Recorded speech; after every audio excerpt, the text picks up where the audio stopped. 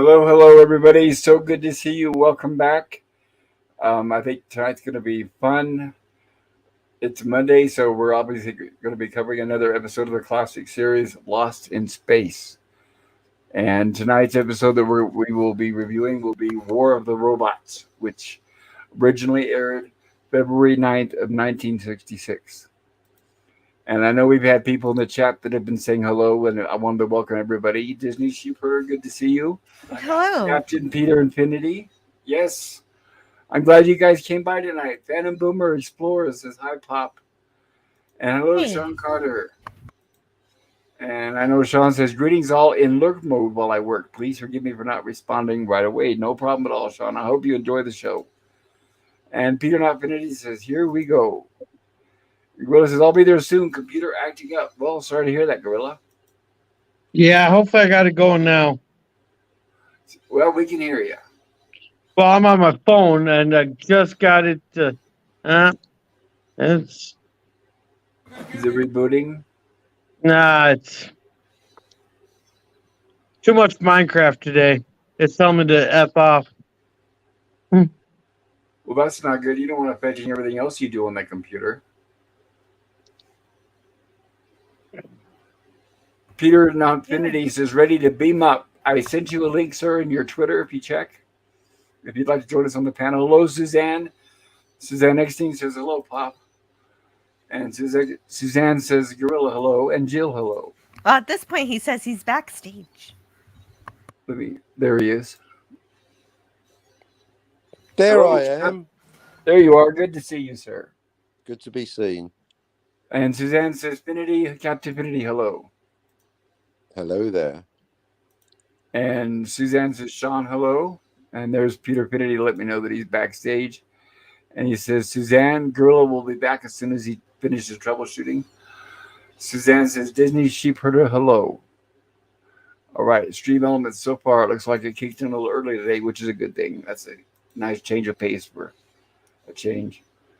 Gorilla, you're welcome anytime you can get your situation figured out. Come on up and join us. And how are you guys doing on the panel? How's everything going for you guys? How about you? Everything is very exciting here. Family's having fun. Excellent. Yeah. I hope you had a great weekend. Yeah. Go ahead, Gorilla. Not good here. Not good. Oh, my entire routine, especially for the weeks, now all completely thrown off and out of whack. Oh, I'm sorry. That can't be good, especially considering today's Monday.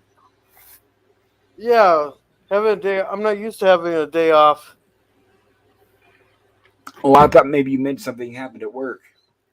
No, it's Labor Day. Or if I was supposed to go in, I guess I got a no call, no show. Yeah, that's true. Or you would have gotten paid overtime. No.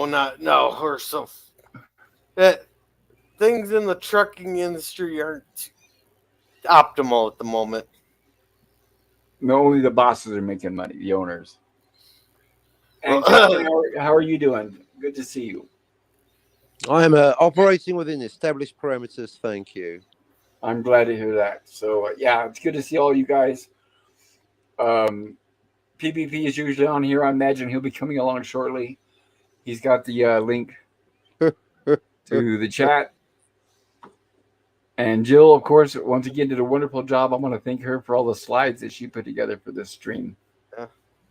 Ooh. Absolutely. Where'd you find that at? It was on the Lost in Space fan website. I forget which one. I love that poster. That is something I like to definitely have hanging on my wall.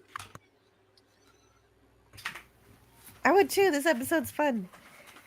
It is fun. It's good to see Robbie again. So I do have the book open, which I usually read from everybody. I'll be reading from Lost in Space, the authorized biography of a classic sci-fi series by Mark Cushman.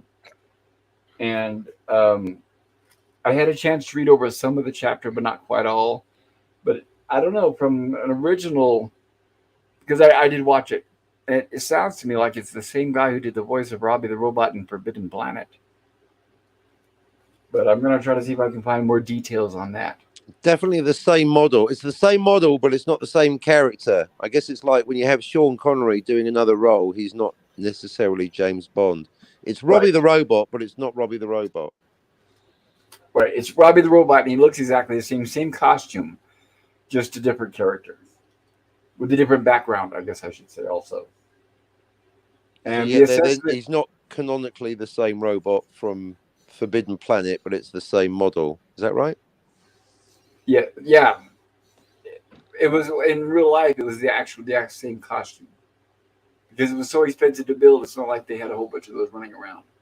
They even put him into the Addams Family for an episode. Oh, he was in a lot of TV shows back then, 60s, Wonder 70s. Woman. Like Jill was saying, that he has his own IMDb page. The assessment for this episode is as follows. It was a good idea to pit both of Robert Kinoshita's robot creations against one another. That in itself was a catalyst for story editor Tony Wilson and freelancer Barney Slater dreaming up the tale. The menacing music from The Day the Earth Stood Still accompanying many of the shots of the Robotoid, aka Robbie the Robot. The dark-colored, ominous-looking mechanical man can still send a shiver up one's spine. In 1966, and especially for younger viewers, that shiver was electrifying. In addition, since the creative staff, with both the blessing and much prodding from CBS, was determined to make the Lost in Space robot more of a warm-hearted and comical character.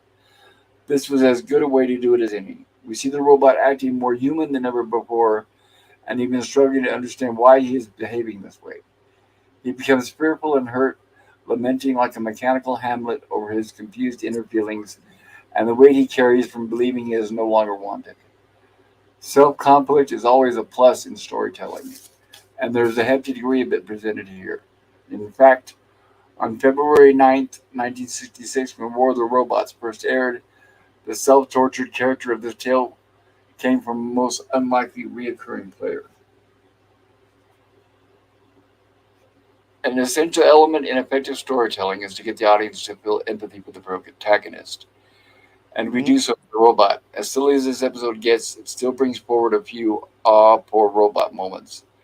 It also presents an effective character arc, with the robot learning and thereby changing through the course of the story. He experiences rejection, then indignation, then overcomes the anger and returns to risk destruction in order to protect the family that he loves. Another plus is that we have the old Dr. Smith back. With the exception of a few brief moments, including the tag with the cliffhanger scene, when Smith is delegated to the task of polishing the robot's armor, we'll see that later, his character is not played for laughs. He is nearly the old, cold-hearted Smith that we saw in many of the first dozen episodes of the series. Oh, that's why I love this one so much. Oh, really? I'd give you many reasons, and that would be one of them as well. Thank you for sharing this arc, Jill. That is very cool. You're welcome. It was from the same website. I heard, I was on a stream, I believe it was yesterday. I can't remember whose stream. And they were talking about these two robots. And they were talking about Robbie, and they were saying that Robbie had been altered. That what you see on this episode, Lost in Space, is different than what we saw in Forbidden Planet. That is not true. It's the exact same Robbie. Everything's the same down to every detail. So if you're wondering if he's been modified or changed in any way, no, it's still the same Robbie. It's still the same costume. Yeah, Well, they should have changed it. I thought PvP mentioned that on mine That could have been the stream. while we were watching Dead Poet Society. Yeah, I was putting together furniture, so I couldn't talk to you guys. I was just listening. Go ahead, Jill. When I consider that he's been changed, I wouldn't mean physically, but personality-wise, he is completely different. Yes. Right, but they were talking about that they thought that he had, like, the head was different or something like that, that he was physically, that they had swapped out parts. Yeah, I didn't notice that myself. You can tell that this episode is just... Oh, go ahead. I was going to say, if you put C-3PO into an episode, you have to clarify it's not actually C-3PO. It just looks exactly like C-3PO, but it's not C-3PO. Right, one of the same models, I guess. Well, sure, Okay, nobody Jill. calls him Robbie in this episode. Does he have a name? Bobby the No. robot? Clobby No, the the robot? robot is still the robot, and the only difference is this guy, Robbie, is the Robotoid. Robotoid. Robotoid. Oh yeah, because he's not a robot; he's a robotoid. Well, that's going to come. Now you can imagine what the robot was calling it inside the robot's head. The script is his Barney Slater's first treatment and first and second draft were turned in on December 65 and early January 66. Tony Wilson's revisions were done on January 17th. Additional revisions by Wilson on January 18th. So those are the two people credited with writing this episode. And we're starting off, as Jill is showing, with the cliffhanger, or the tag as they call it, from last week, where we have Dr. Smith, Will, and the robot are fishing. And it looks like they're doing pretty well. The robot has a whole bunch of fish, but Dr. Smith isn't doing apparently doesn't have quite the same luck.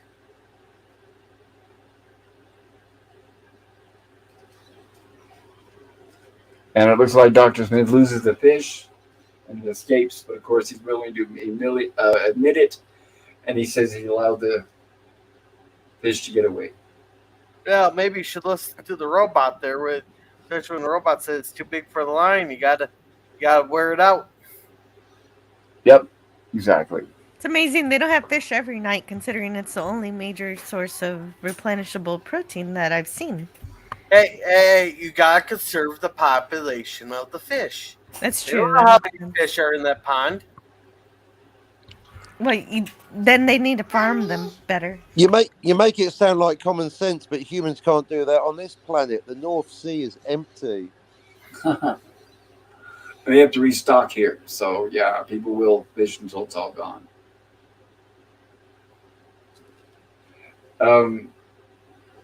Irwin Allen and Tony Wilson did not limit themselves to merely finding more scenes for the music actor. They're talking about the robot. They wanted a story built around the robot as well. Credit should be given to Allen, Slater, and Wilson. War of the Robots contains many story elements later found in the 2001 Kubrick Spielberg film AI, Artificial Intelligence. On the other hand, a more cynical type might observe that this episode is a retelling of the Pinocchio story, or even the Greek myth of Pygmalion and Galatea. In all instances, an artificial construct yearns to attain human attributes, shades of Star Trek The Next Generation's Data. It's Blade Runner all over again. All right. All right. Yeah. Should we hit the chat real quick? That would be wonderful. Thank you, Gorilla. I appreciate it. Alrighty. Jim is here. Welcome, Jim. Hello, Jim. Then Jim gives us our sleeping puppies video. That's a pretty good one there. Put a smile on my face this morning when I woke up. Then here is Disney Sheep Herders channel. There. Then also Captain Affinities. Yeah, And definitely check him out. And welcome, Scurvy. He's saying hi to all of us. Hello, Lemon Pie. So good to see you. Hello, Lemon Pie. Jim says Robbie the robot is totally different from the robot B9. Yes. And welcome, Nemesis of Eden. Like Hello, I Nemesis said, of Eden. everybody else said they were fine. Me, I'm just out of whack. This whole day is going to throw my whole week out. Heck, my whole day got thrown off with birth streaming in the morning. So you're complaining that you've had one day of vacation too many? Well, I'm not used to days off. So you sound like you're eager to get back to work. Well, not eager. It's just I have a routine. Which one is it? I have a routine every day, and so I have a routine. If that routine gets thrown off, then I'm out of whack for the whole day. Well, this is Labor Day. Didn't you have like a nice big barbecue and cook some meat in a smoker and all that stuff? I do that 4 times a week already. Oh, okay. Yeah, I once had a gorgeous brunette ask me if I wanted to join her and her friend for a hot threesome, and I just said, yeah, it's out of my routine, sorry. I don't want to throw my week out of whack. Yeah, exactly right. Routine's the key. Hey, who says it's not part of my routine? And Jill just groaning over there. Nemesis says, "I for one welcome our robot overlords." Oh, nice. I get that reference. Yes. No, Well, I was that- thinking of Bird of Prey 5's stream. It's a long one. Yeah, he was going on for several hours today, Too poor many guy. jokes. Hey, now, if you guys ever think some of the stuff I say is bad, just listen to some of the stuff that was said on that stream. I don't. Well, it was an off topic. The topic is a little different. So. That is Well, no, possible. they're going all over the place with some of the things that were said. Well, I'm sure. Yeah. Let's see. So here's where we have Will discover. It looks like an abandoned old robot. It's all. We're assuming it's because obviously it's covered with dust, and it seems to be inactive. But the robot is going crazy. Our robot, the B9, is going crazy. That it's so much that it says that it can't comprehend it. So it's very big, but it knows enough to know that it's wrong, and he wants Will to get away from it as quick as possible. Yeah. But he's just too excited to use his electronics know-how to fix it.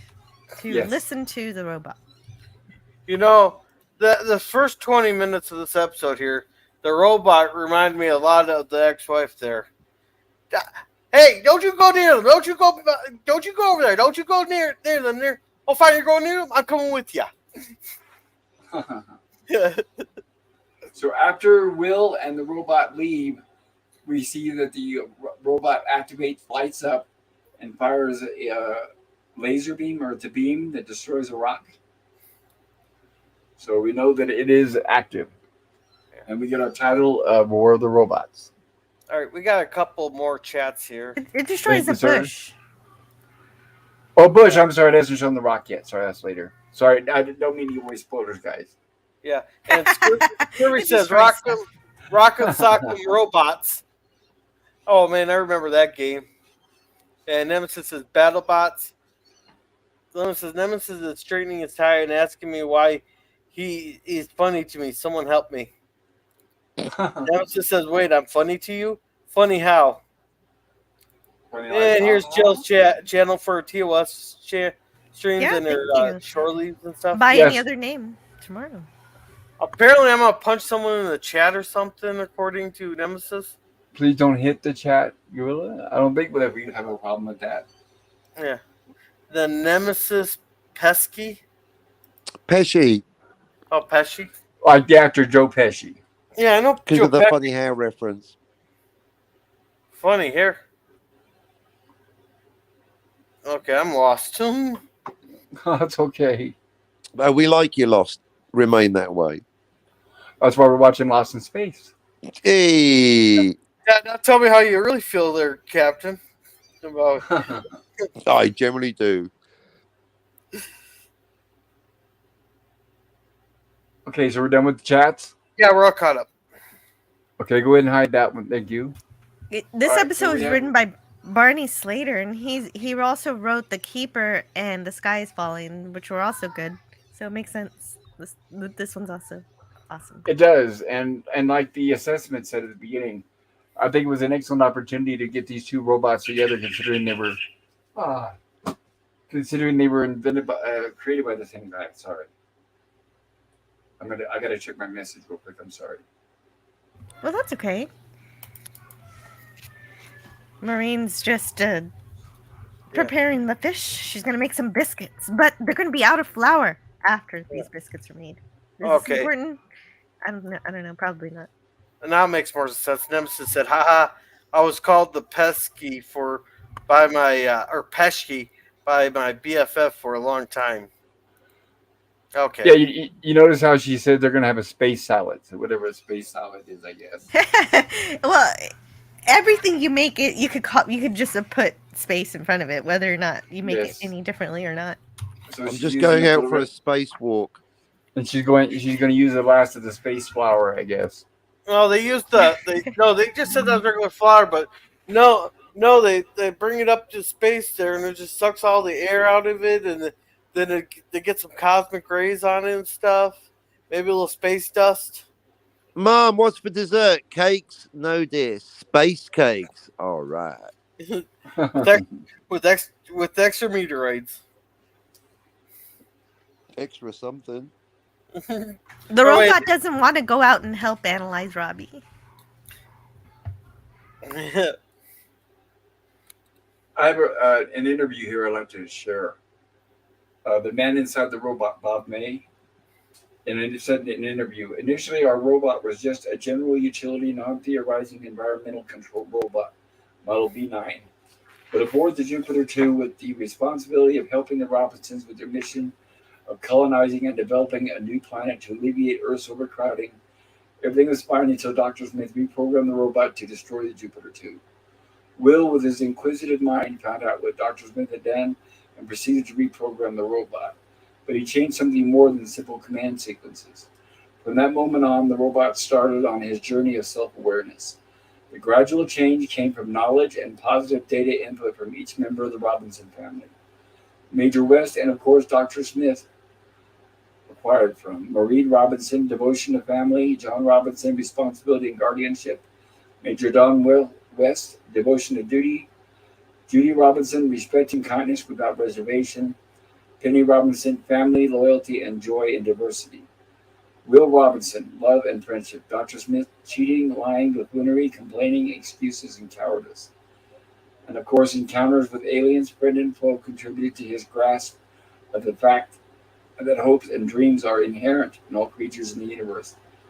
All this data enabled our robot in time to develop feelings, attitudes, understanding, and ambitions that no other robot or machine could ever have. The robot is the protector of the family, and more importantly, he perceives this as his role in the family. It's not just simple program orders. Will and the robot are like a boy and his dog.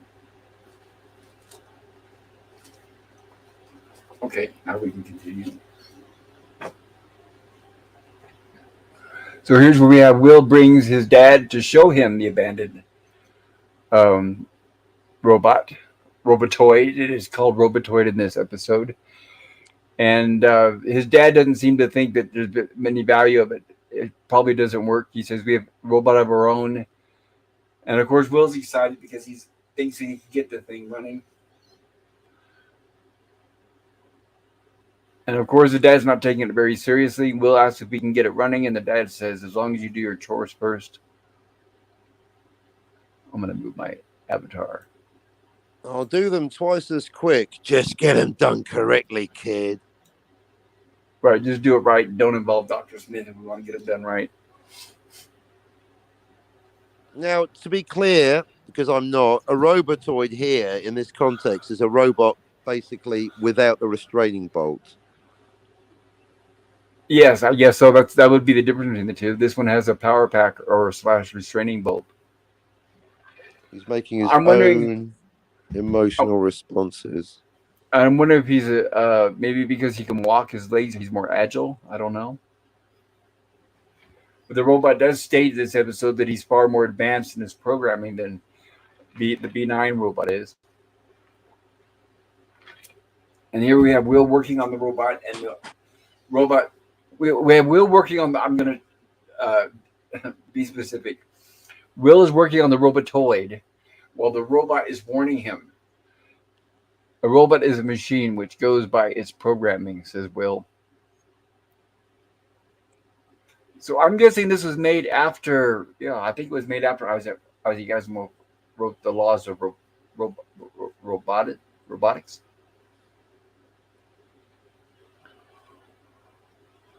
So here's where Will's still telling I'm him. sorry, I can't chime in because there's a fire alarm going on. Not good to hear. Oh, I thought that was just in my head. well, hopefully there's no fire. Hopefully it's a false alarm. It is, but it's still going off. Okay. I can at least advance the slides. So the robot is trying to convince him not to repair the Robotoid, but he's saying it's just a robot and it's only as evil as its programming. And this robot is trying to say that the Robotoid has free choice, good and bad, which is another level above this robot. Because apparently, up to this point, our robot B9 does not have those choices. Right now, right, wrong, right, slow, fast, hot, cold. So he's explaining all the senses that robotoid can feel that he cannot. So I guess this is where he's explaining the difference between the two. And Will says, "You're just jealous." And then our robot says, "That's a human emotion." And Will says, "You need a good mechanic." Well, that doesn't matter. As you wish, I will turn. And he's asking the robot for help. And the robot keeps stalling and delaying. So he finally tells him to act the Energizer. And the robot does so. He flips the switch. And now we cut back to the inside of the Jupiter 2. And apparently I it's later am that not day. jealous. It is a human emotion. Damn you. Why didn't you pick me? I like the other robot. He's far shinier than you. So it looks like it's later that evening, and Will didn't have any luck activating the robot. So that's what he's lamenting over. And it says he's tried everything.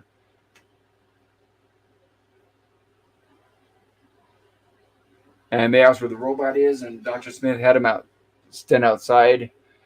And here we have our robot, the B9, tracking down the robotoid.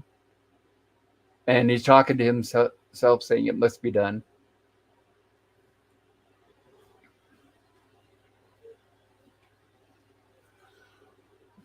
And Dr. Smith, and here they are looking for the robot, while the robot's looking for the robotoid. And here's where we have the robot meet up with the robotoid and said, "I am not fooled by your silence." He knows that the robotoid is active. Hey, can Yes, you guys hear me? Yes, now you. Oh, no wonder. I just felt like I was being ignored. Alrighty.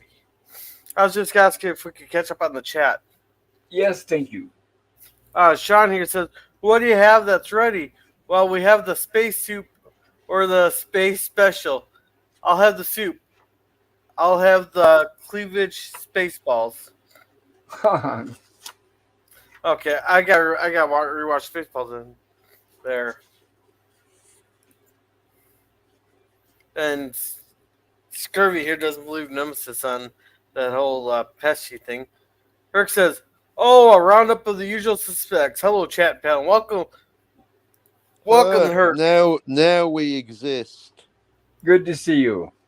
Yeah, Herc says, "First law: a robot may not injure a human being or through inaction allow a human being to come to harm. Second law: a robot must obey the orders given it by humans being except where such orders would conflict with the first law." Right, see, I like robots being logical. I'd spend my entire day giving them conflicting or again. Robot, kill that human over there. That will conflict with the first law, but you've got to do what I say. I love it when laws conflict with each other, especially with robots. Yeah. Yeah, well, And- the Robbie in Forbidden Planet followed those laws, but not this one. Yeah. And Herc says the third law: a robot must protect its own existence as long as such protection does not conflict with the first or second law. Okay. Right, so if you come at a robot with a hammer, it can't protect itself because of the first law. Yeah. Basically, if a robot sees me with a baseball bat, game over, man. Game over. And Jill, you should tell your husband there that the smoke alarm is not a good timer. Well, I'll be right back. I have a bit of trivia here. This is interesting. The situation regarding the late deliveries of new Lost in Space episodes to CBS was at a state of crisis. For this reason, it was decided that 2 episodes of the series would be filmed simultaneously. Production number 8520, The Magic Mirror, which is actually the episode that we'll watch following this one, would be assigned to director Nathan Juran and guest director of photography Charles G. Clark. This one, production number 8521, War of the Robots, with director Sophie Martin and series regular cinematographer Gene Polito, would begin filming on the same day for this reason. Angela Cartwright featured prominently in The Magic Mirror, which is the next episode, because we will talk about that, but does not appear in this episode at all, War of the Robots. You guys will notice there's no Penny at all, and that's because at the same time they were filming the next episode back to back, and she was busy on that set. Accordingly, Bill Mooney and Bob May do not appear in the Magic Mirror, so we don't get Will or the robot in the next episode. The remainder of the cast appeared in both episodes, although it featured more prominently in robots. It was an ambitious undertaking with two corresponding production schedules intertwined. If either of the productions fell behind, both House of Cards would collapse. As for the production numbering, The Magic Mirror came first as production 8520, while War of the Robots was assigned 8521. However, War of the Robots finished filming one day earlier and entered into post-production first. It therefore aired first and cataloged as Lost in Space Episode 26, with The Magic Mirror following as Episode 27. I don't know if that helps or not, or it makes any sense. And welcome, Larry. Here he said, Hello, Larry. Who crowned Asimov as the robot lawgiver? Yes.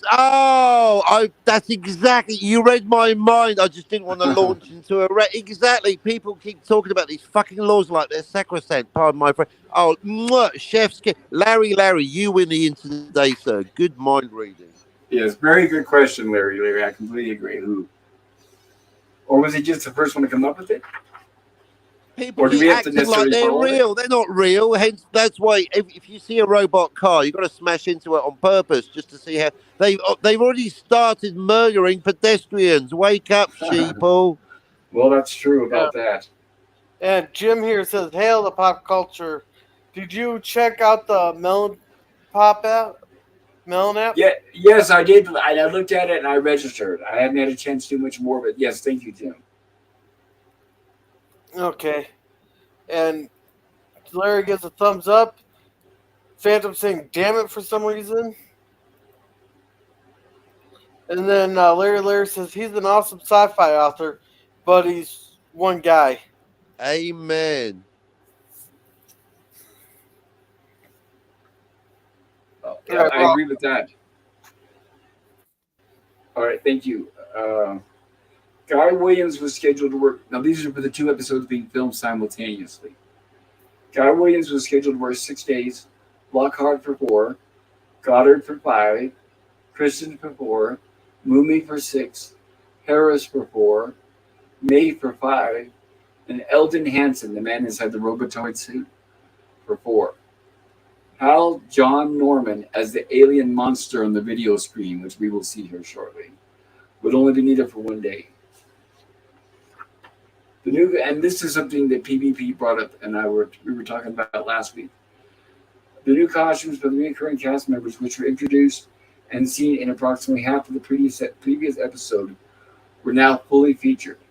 Once Jonathan Harris saw the dailies and had a look at how he appeared in his new top, he was not pleased. Harris felt the lighter colored shirt made him look heavier around the middle. Also, in his opinion, it just wasn't an appropriate shape for a villain, even a funny villain.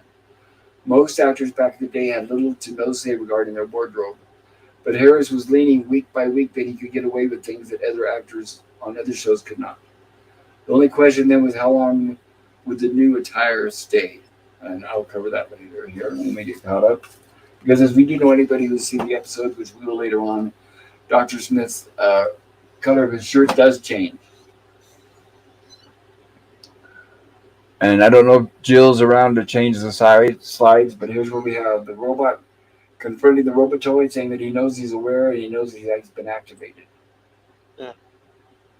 And Jim's here said, cool, you're welcome. For that Melon app. Yeah, in fact, everybody, Jim was talking about an alternative to StreamYard called Melon app, which he said, and from what I looked at, it looks very similar to StreamYard, except that it costs less. And anytime something can cost less, obviously that's got to be an improvement. I apologize for the background noise, guys.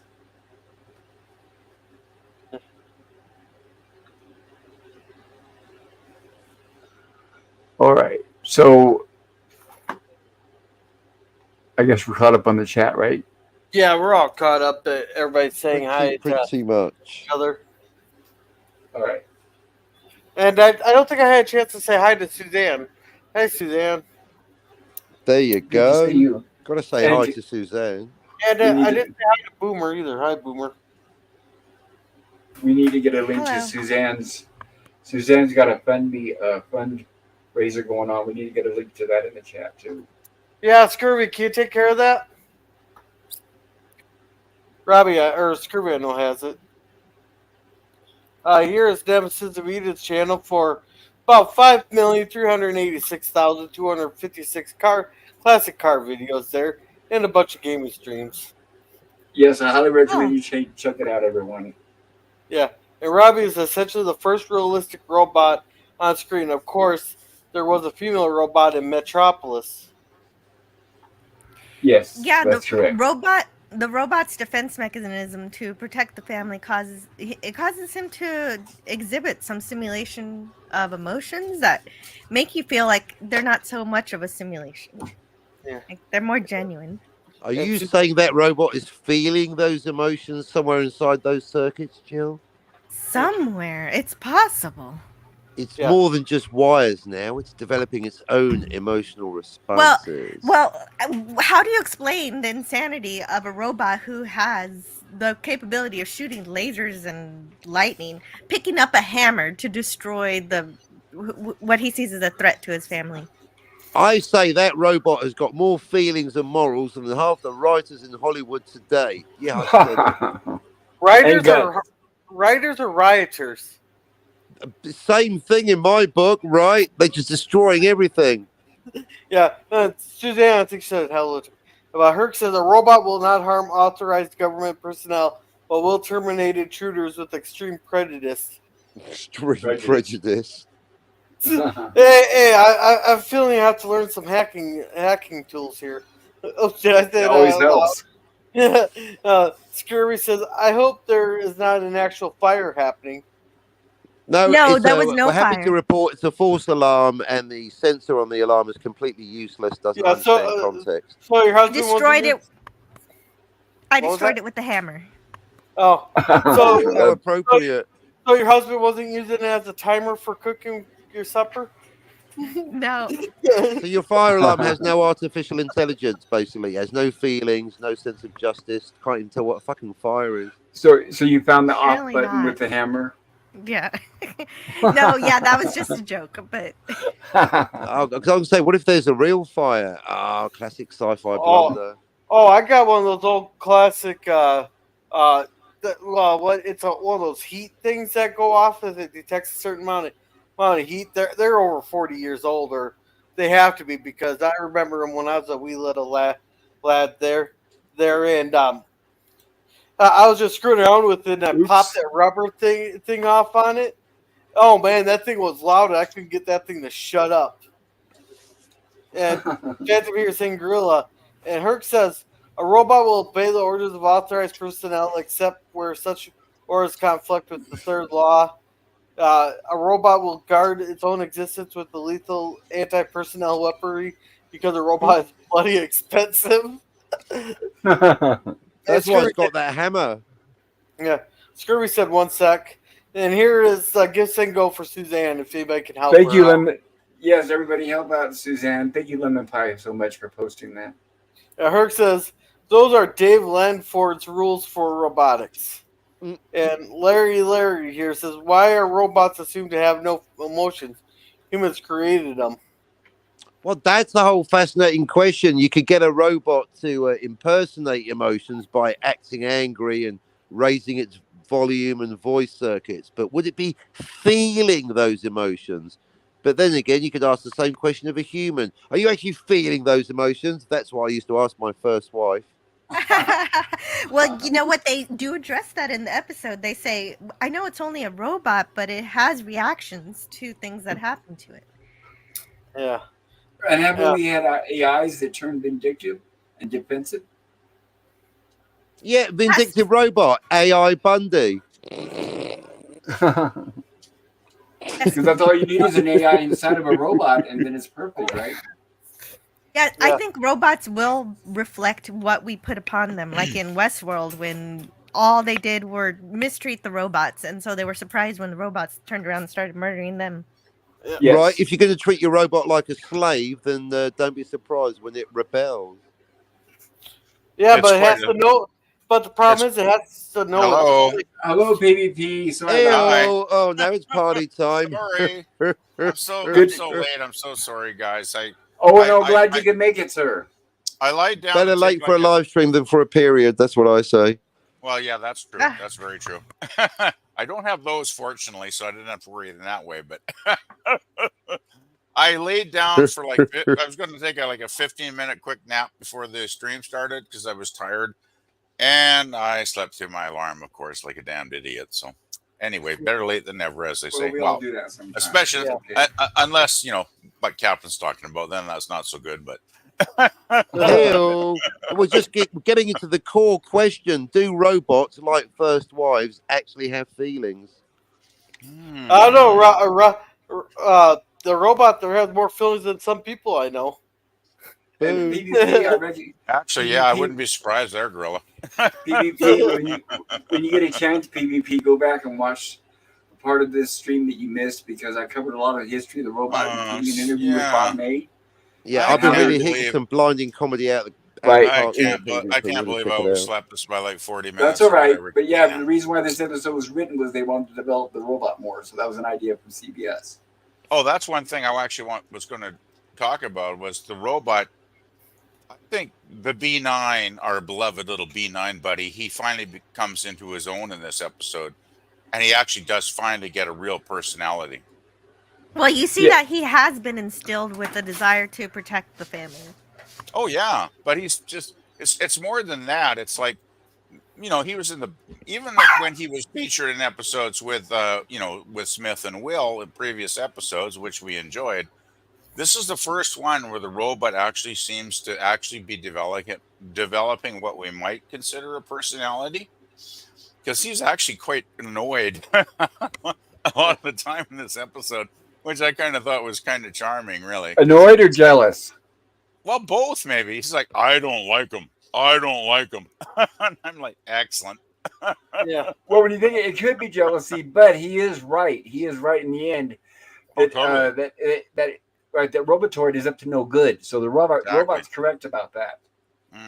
By the way, speaking of understanding robots, I think with 3 chats, Larry, you've proven that you understand and care more about the inner workings of a robot than most of the writers writing today, and not to mention the rioters. Right. So, Larry, can you please write us a science fiction script? I'll give you 6 months, and then let us know how you're getting on. Good Thank idea.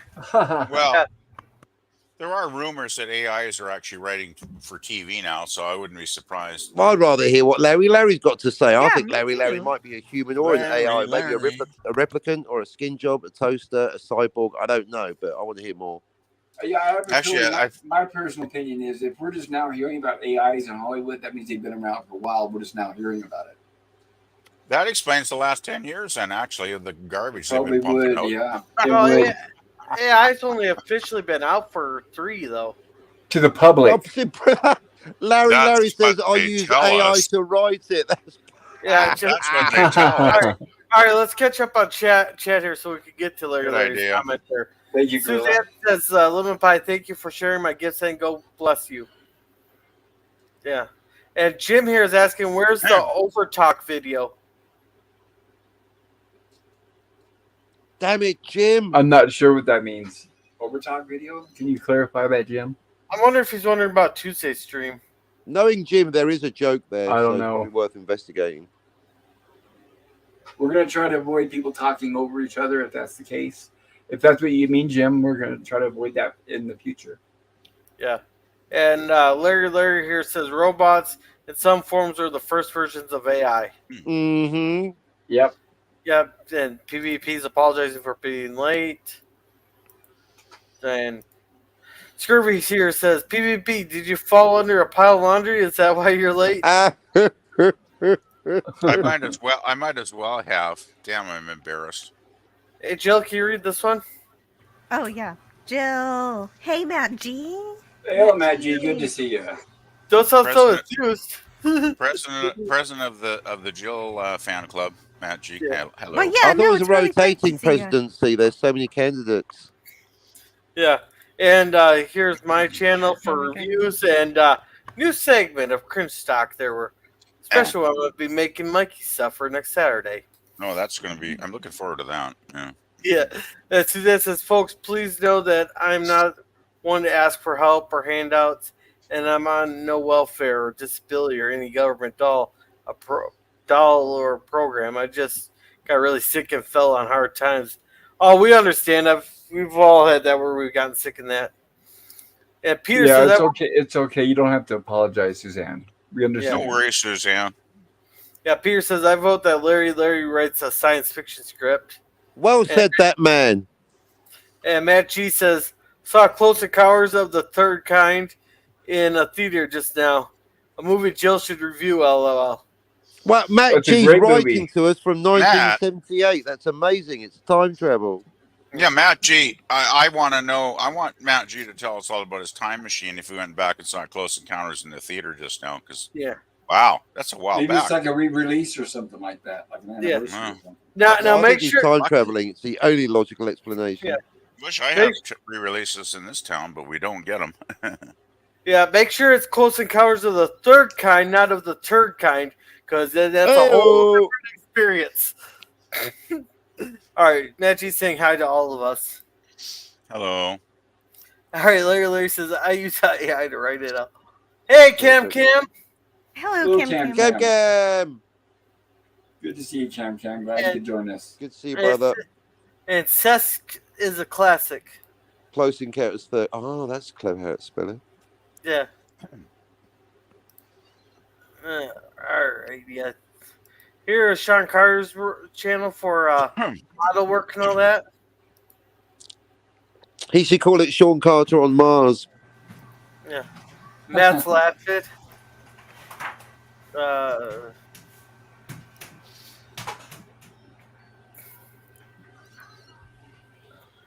No, I read the one about the space soup. Did you read it with gusto? No, probably not. But I do remember reading a space soup one. If you What, want baby? that, put it in the chat again. No, I'm gonna do it later. I can't do it right now. Later. Go eat your food and watch cartoons. Okay, well then go play. Oh, I'm sorry, guys. No, you're fine. It's okay. I I gotta like be that right mum back. emphasis there. Later. You got a mum mission to do there. It Go sounds for like. it, Jill. Go for it. Yeah. I gotta go hang something up. A piece of Oh, artwork. okay, go Yeah. for it. And Matt G says, obviously a time machine. LOL. C4. I called him C4 because you face him towards enemy. That's not C4. That's a claymore. Like anything that says point towards enemy, make sure you get that end right. That's Yeah, a good one. And Scurvy says, yeah, he read it out. And Scurvy says, Jill's talking to her husband. Go eat. LOL. And Scurvy said, did Jill just tell me to go eat my food? Yeah, I remember those. I don't go on too many panels anymore, but yeah, I remember. Wait. What'd they say? He said I've been on 5 panels in the past 4 days. Damn it, Jim! Yeah, please read them all out. Damn it, Jim. And Herc says, "LOL, Jill's real life beats YouTube life. Take real life every time." Yeah, family first. Yes. Yeah, Jill's got a more fun life than I do. That's for sure. Well, except when I'm hanging out with you guys. Yeah, Oh, I heard you two on the Cardinal yesterday. That was awesome. Anyway, back to the show. Yeah, I've been on too many panels, man. The weekend ever fly by. Jeez. So here's we have. I liked it better when Scotty was on the panel. What? You saying I'm not good on the panel? No, I was just saying. Never mind. Now, we all know Scotty's the favorite. He brings the pizzazz. Sorry, Jill. I just had to have the opportunity to tease you, and I thought, what the hell, I'll go for it. But you go take care of that thing, Suzanne. Make sure you come back. I was just joking. He's only joking, folks. How far are we into the story here, by the way, since I was about 1 minute. I overslept? I'm guessing about a third.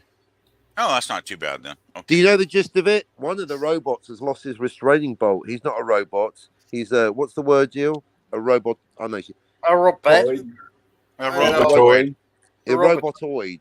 A robotoid, as our beloved B9 points out, the difference is a robot is programmed. A robotoid can think for itself, like artificial intelligence. Someone's done his homework. I watched the episode last night, actually. Boom. Yeah, right. It can go beyond its programming, but Exactly. But I can see that B9's going beyond its programming too. Yeah. And then they wonder why we'll all be either enslaved or extinct by the robots. They get low and they let it think for itself. I think this is the part where he destroys a rock. I'm not sure what he's destroying here. I think we're just seeing that he's got that powerful, blaster or whatever that he can destroy whatever he wants to. So, yeah. Excuse me. By the way, he destroyed the hammer that the robot dropped. Oh, right. That's what it was. Yeah, that's it, so the useless hammer when the robot has lasers and lightning bolts.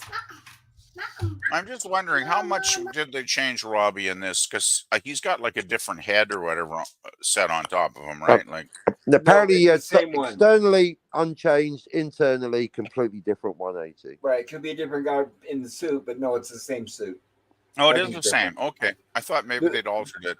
The only thing I noticed is when they show Robbie, everything's moving. All the little gadgets on the top of his head, like his sensors and everything, are all turning and twirling. And on our B9 robot, that hasn't happened since the first 1 or 2 episodes. Oh, okay. So I don't know if they at some point they stopped maintaining the suit, or they stopped repairing it, or I don't know what happened. But it's too bad because I missed when everything used to turn. Yeah, it's kind of fun seeing all the gizmos, whirling around, right? It's kind of fun.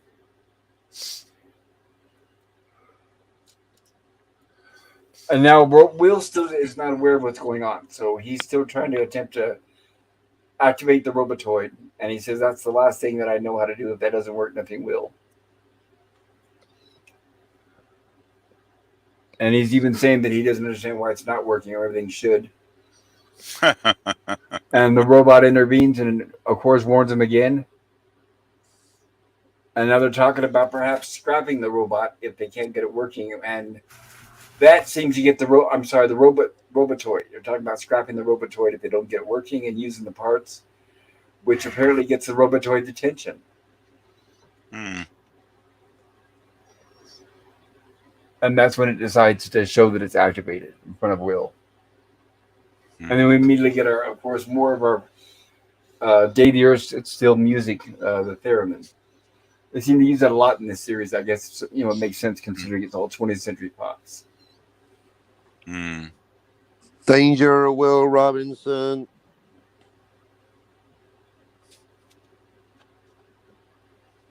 It's interesting because I'm sure there's got to be photos out there that shows who the actor inside Robbie looks like. You got to do my digging. You'd think so, yeah.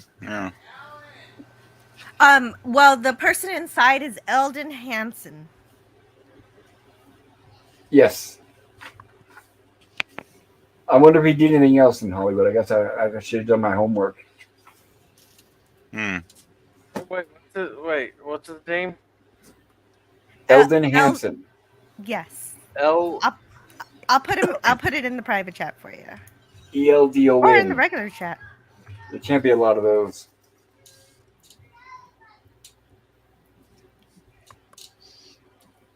I imagine he had to be relatively short and skinny. Well, I'd be out of the picture then. Well, he's got a tiny head and a really thin. I know he's got a giant head. The other guy's got a really thin neck. Yes, I imagine. By the way, no claustrophobia. I just posted in the private chat a really cool little video I found with Bob May actually in it. There was some guy, I guess, at a convention that got into. Yeah, he was showing him how to get in it and how he gets out of it. Yes. Yeah, and it's really funny. Like Bob May had a great sense of humor, so if anybody wants to check it out, I just put it in the private chat for now. I can post it in the public one if not during the stream, maybe after the stream. Yeah. Okay. Cool. Pop. I thought I'd do that. The ones you might recognize him in is El Dorado, The Hunger Games, All Three Mighty Ducks. They're The Butterfly Effect. Oh, Might- that's quite a wide range. He's in a few movies then. Yeah, interesting. Yeah, Turner and Hooch, Deja Vu. Apparently, he was in Dumb and Dumber from the 2003 one. Huh. No, Which I Dumb don't and remember. Dumber. It sounds Yeah. like he was active for quite a few decades then. The Yeah, Amateurs. good for him. No, his latest one, his earliest credit for movies was '98. You're looking at the wrong person. Eldon Yeah. Henson. It must be because because this is the 60s. yeah, this is Oh, like good. 66 or something, right, Gorilla? So Yeah. That's okay. It's no big deal. some people do have the same names though. So now to the point where the robot is already feeling left out, and Will is now in a reversal because he was all eager to get the Robotoid up and running, but now that the Robotoid's up and running, he's defending the robot.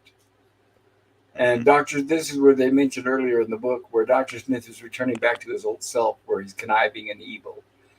And the first thing Dr. Smith does is dismiss the robot like he's totally useless, which is cruel. And that's why Will's telling him he still hears you and he has a reaction. And Dr. Smith says, indeed. So this is the shirt that Jonathan Harris said he did not like. He said the one that made him look fat. So you can imagine that we'll see a replacement for that soon here. Yeah, Not within this episode, but we will. Go ahead. It's actually a pretty horribly designed suit that Smith's wearing in this. To be honest, it's pretty ugly. Yeah, he didn't like. He said he didn't like it being light colored, and it made him look fat. Yeah, it doesn't look that good. Oh, there. Sorry, what was that, Gorilla? Oh, I found out my mistake. I put Henson instead of Hanson. Oh, there you go. So here's where the robot has basically been serving them and waiting on them hand and foot.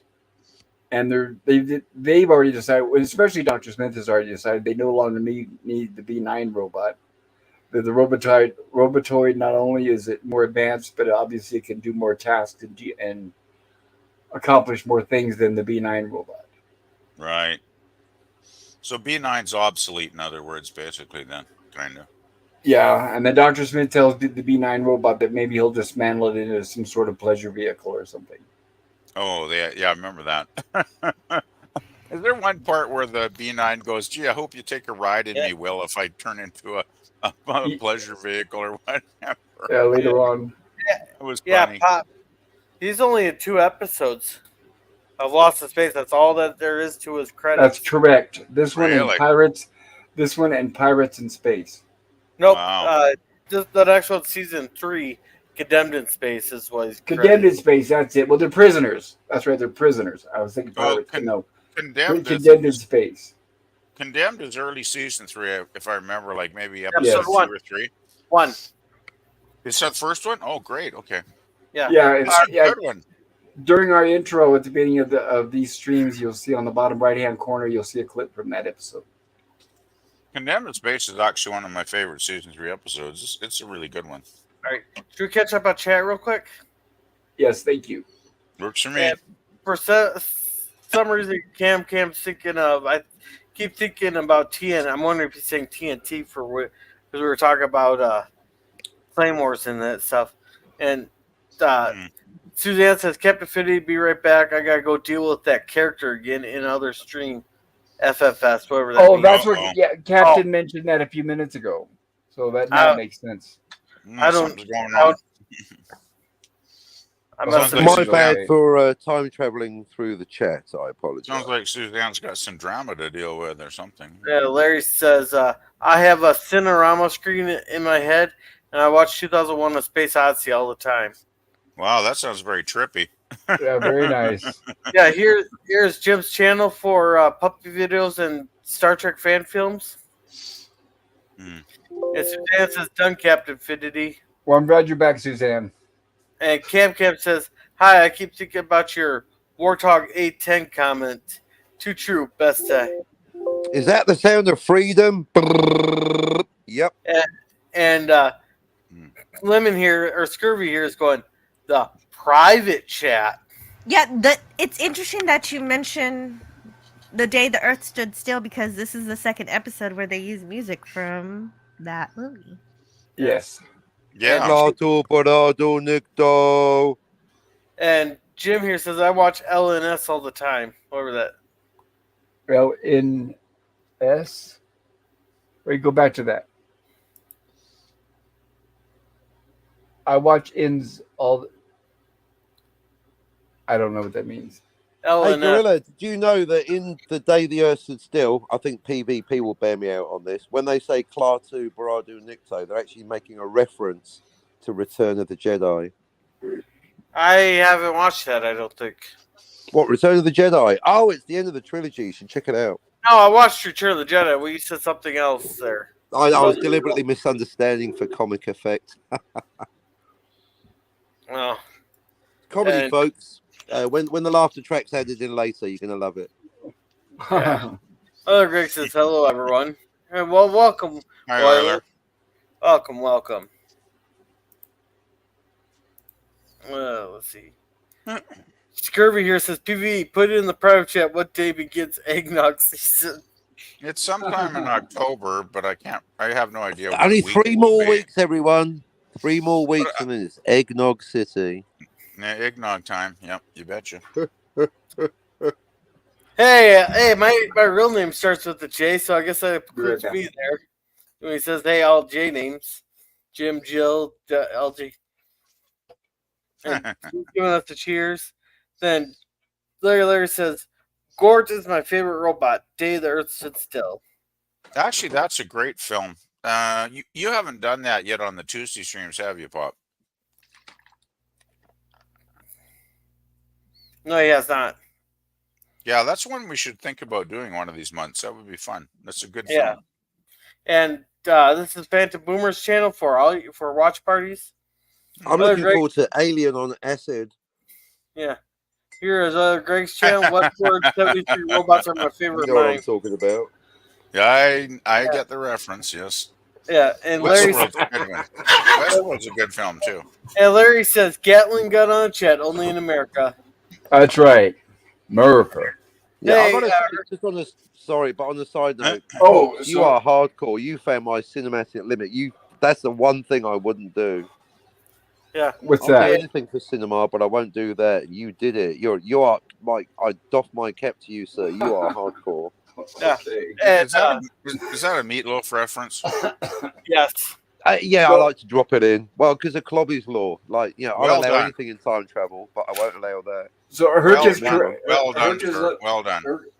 Herc is letting us know that he's correcting himself. He meant Lost in Space when he wrote LNS. Come on, guys. Sorry about that, Herc. And hey, PvP, can you read this one? I know what egg is. What's Nog? Well, he's a character in Deep Space Nine. All right, we're all caught up. It's the thing you put with eggs. You add alcohol. Let's make this egg Irish. It's an Yeah, Irish I always understood the egg part, but yeah, the Nog part is a bit weird when you think about it. Well, you're the expert. If you don't know, what hope is there? Well, there's got to be some mystery in life, right, Captain? So, That's true. Oh, I like it, baby. I don't even know what I'm drinking, but I love it. So here's where we have the Dr. Smith wants to demonstrate for the Robinsons the usefulness of the Robotoid. So he asks Marine for her watch, which he promptly smashes on the ground. Yeah. And then he places it on the table and has the robot repair it. Damn. I gotta say that scene with the robot waving his hand over the broken watch and is completely perfect. And what is Smith? He says it's even polished and cleaned or something. Polished And it has Go ahead, Jill. it has a new crystal. Yes. Yeah, that too. It's like this is turning into like fantasy now, not sci-fi. Right at this point. Well, it would have been nice if the robot had like a little. It would have been nice if the robot had like a little compartment where you put it in there and then he gave it a few seconds and then pulled that out. And that's what I thought they were gonna do, because he does have a compartment in the movie. Forbidden Planet. In Forbidden Planet, he drinks some of the not drinks, but they pour some of the liquor inside of him, and then he's able to replicate the. Mm-hmm. That's pretty funny. Yeah. Yeah. And then he belches too, which is even better. Sean, Analyzing eggnog. hey Sean, what's the last chat you put through? 'Cause I've not seen anything for you from a long time. I'm still scrolling here looking for it here. Ooh, what's that? So apparently Sean's chats aren't going through or something because I'm already back up. Oh, I'm yeah, the already back. last. Go ahead. Yeah, I'm already back up to 8:30. I'm still not seeing a Sean chat. Hoping But nobody blocked him or timed him out or whatever it's called. the last chat I got from Sean is at 8:23. Wasn't that the one where he said that he was going to be busy listening? No, he said, "Hey, Okay, I remember at one point Huh. he said he was going to be busy and he'd be listening. I'm gonna look on the PV. I'm gonna Maybe look that on was the clue. Yeah, it's funny. He said he'd stop typing and he'd be busy listening, but I haven't heard from him since. It's most strange. Yeah, I'm looking on the YouTube side here. If you want to keep going here. Okay, so they seem very impressed by the repair of the watch. And of course, everybody's immediately growing very fond of the Robotoid. And of course, our robot filling, the B9 filling left out, decides to bring over some vegetables from the garden or to water. And he's willing to help them, but the family pretty much is very dismissive, especially Dr. Smith does not help. Huh. No, Dr. Smith is ready to throw him away. Right, and turn him into a pleasure vehicle. Yeah, that would Dr. be. Smith. Dr. Smith is being Dr. Smith one more time. So here we get our reveal of the intentions of the Robotoid Oh, when it jeez. speaks to this alien visitor here. Is Yeah, it this just me? alien. Yeah, Oh, go what ahead, is it? Bill. No, go ahead. You I was first. just going to say, is this one of the dumbest looking aliens in season Yeah. one? 'Cause- Well, what I know, he looks a lot like a alien from Star Trek: The Next Generation called Antikin, oh, really? And- Ooh, interesting. Interesting. Yeah, I didn't know that. but they're not telepaths in Star Trek. But Well- they eat other sentient beings and they're Oh, that's not good. carnivores. Carnivores. Well, it Yeah, makes sense. It does have teeth. Yeah, I and just thought it looked. I thought it looked like some kind of cheap Halloween mask you'd buy in October to go trick or treating, right? Personally, I just thought it was really bad. Well, it Like, doesn't have a lot of it looks like a articulation. cheap mask to me. I don't know. And Sean, I just looked through YouTube there too. There's hardly any chat. The last chat was you're saying I skipped one there. Then that's all the further up it go on YouTube. So barely something happened where yours aren't going through. Sorry about that, Maybe. Sean. Yeah, Phil, if there's something that we didn't read, feel free to put it back in the chat again. Maybe Yeah. just try rebooting or refreshing your browser. Have you there, tried Sean. turning it off and on again? Yeah. Sometimes YouTube will do weird stuff like that in the chat. I've noticed though. You have to make sure it's plugged in. That Yeah. helps. Make sure you pay your electric bill. Yeah. Here is Oiler Greg Show for spoiler-free reviews, and he says like and subscribe, or I will sabotage your spaceship. I appreciate that, yeah. Ola Greg. Yeah, if you guys are enjoying the stream, please consider hitting the like button. And Larry says Sean Carter of Mars will not be denied. That's right. And he says weird, no worries. There, Larry says Dr. Smith was pure evil in black and white episodes. Yes, that's correct. It It was does awesome. change when we get to the color. Yeah. Alrighty, that's everybody there. Okay, so now they we don't have, mention wanting to eat the family, but they do want them. They do want them for their experiments. yes. Well, who says their experiments aren't which spice goes best with humans? Sure enough. Could be. Yeah. Very possibly. There's probably, I'm guessing, probably not going to mention that because it was family hour. Not in family. Yeah. Hey, I'm gonna go back in time and I'm gonna rearrange the showings times here to later at night so we can put some of the more risque stuff in there. That would be unusual. So here's where we have the, like Jill said, whoever this creature is in the monitor here is saying that the Robinsons will be very handy for their experiments. So we're assuming that this is the civilization that built the Robotoid and left it behind. So maybe that's part of the Robotoid's mission. I'm guessing is to seek out, I guess, and search lab experiments. It seems like it. Yeah. Yeah. Totally. And hibernate when it's not working, because I guess at the beginning of the episode it was kind of like in a hibernation. Oh, and I guess Status? whomever is smart enough to figure out how to activate him is a perfect subject for these experiments. That's true. That way you can find out if they're intelligent or not. Well, that's true. I mean, Will was intelligent enough to fix the robot and get him working again. So I guess that would make him an interesting subject to be experimented on, right? So yeah. Yep. And this is a good scene where Maureen is establishing that she's starting to get a strange feeling about the Robotoid. She really wished that they hadn't reactivated it. And she kind of jokes with John that, we still care about our robot more. And he says, yes, he agrees. Hey, Yeah. hey, Sean.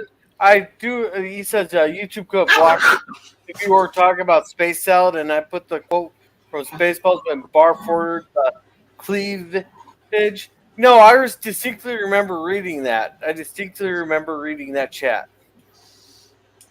Maybe it's a false memory. Maybe it's an implant. And cleavage isn't a bad word. They wouldn't block that. It's I a wouldn't think fantastic word. cleavage would be considered a dirty word on YouTube at all. Like, oh, come on. No, I distinctly remember reading it.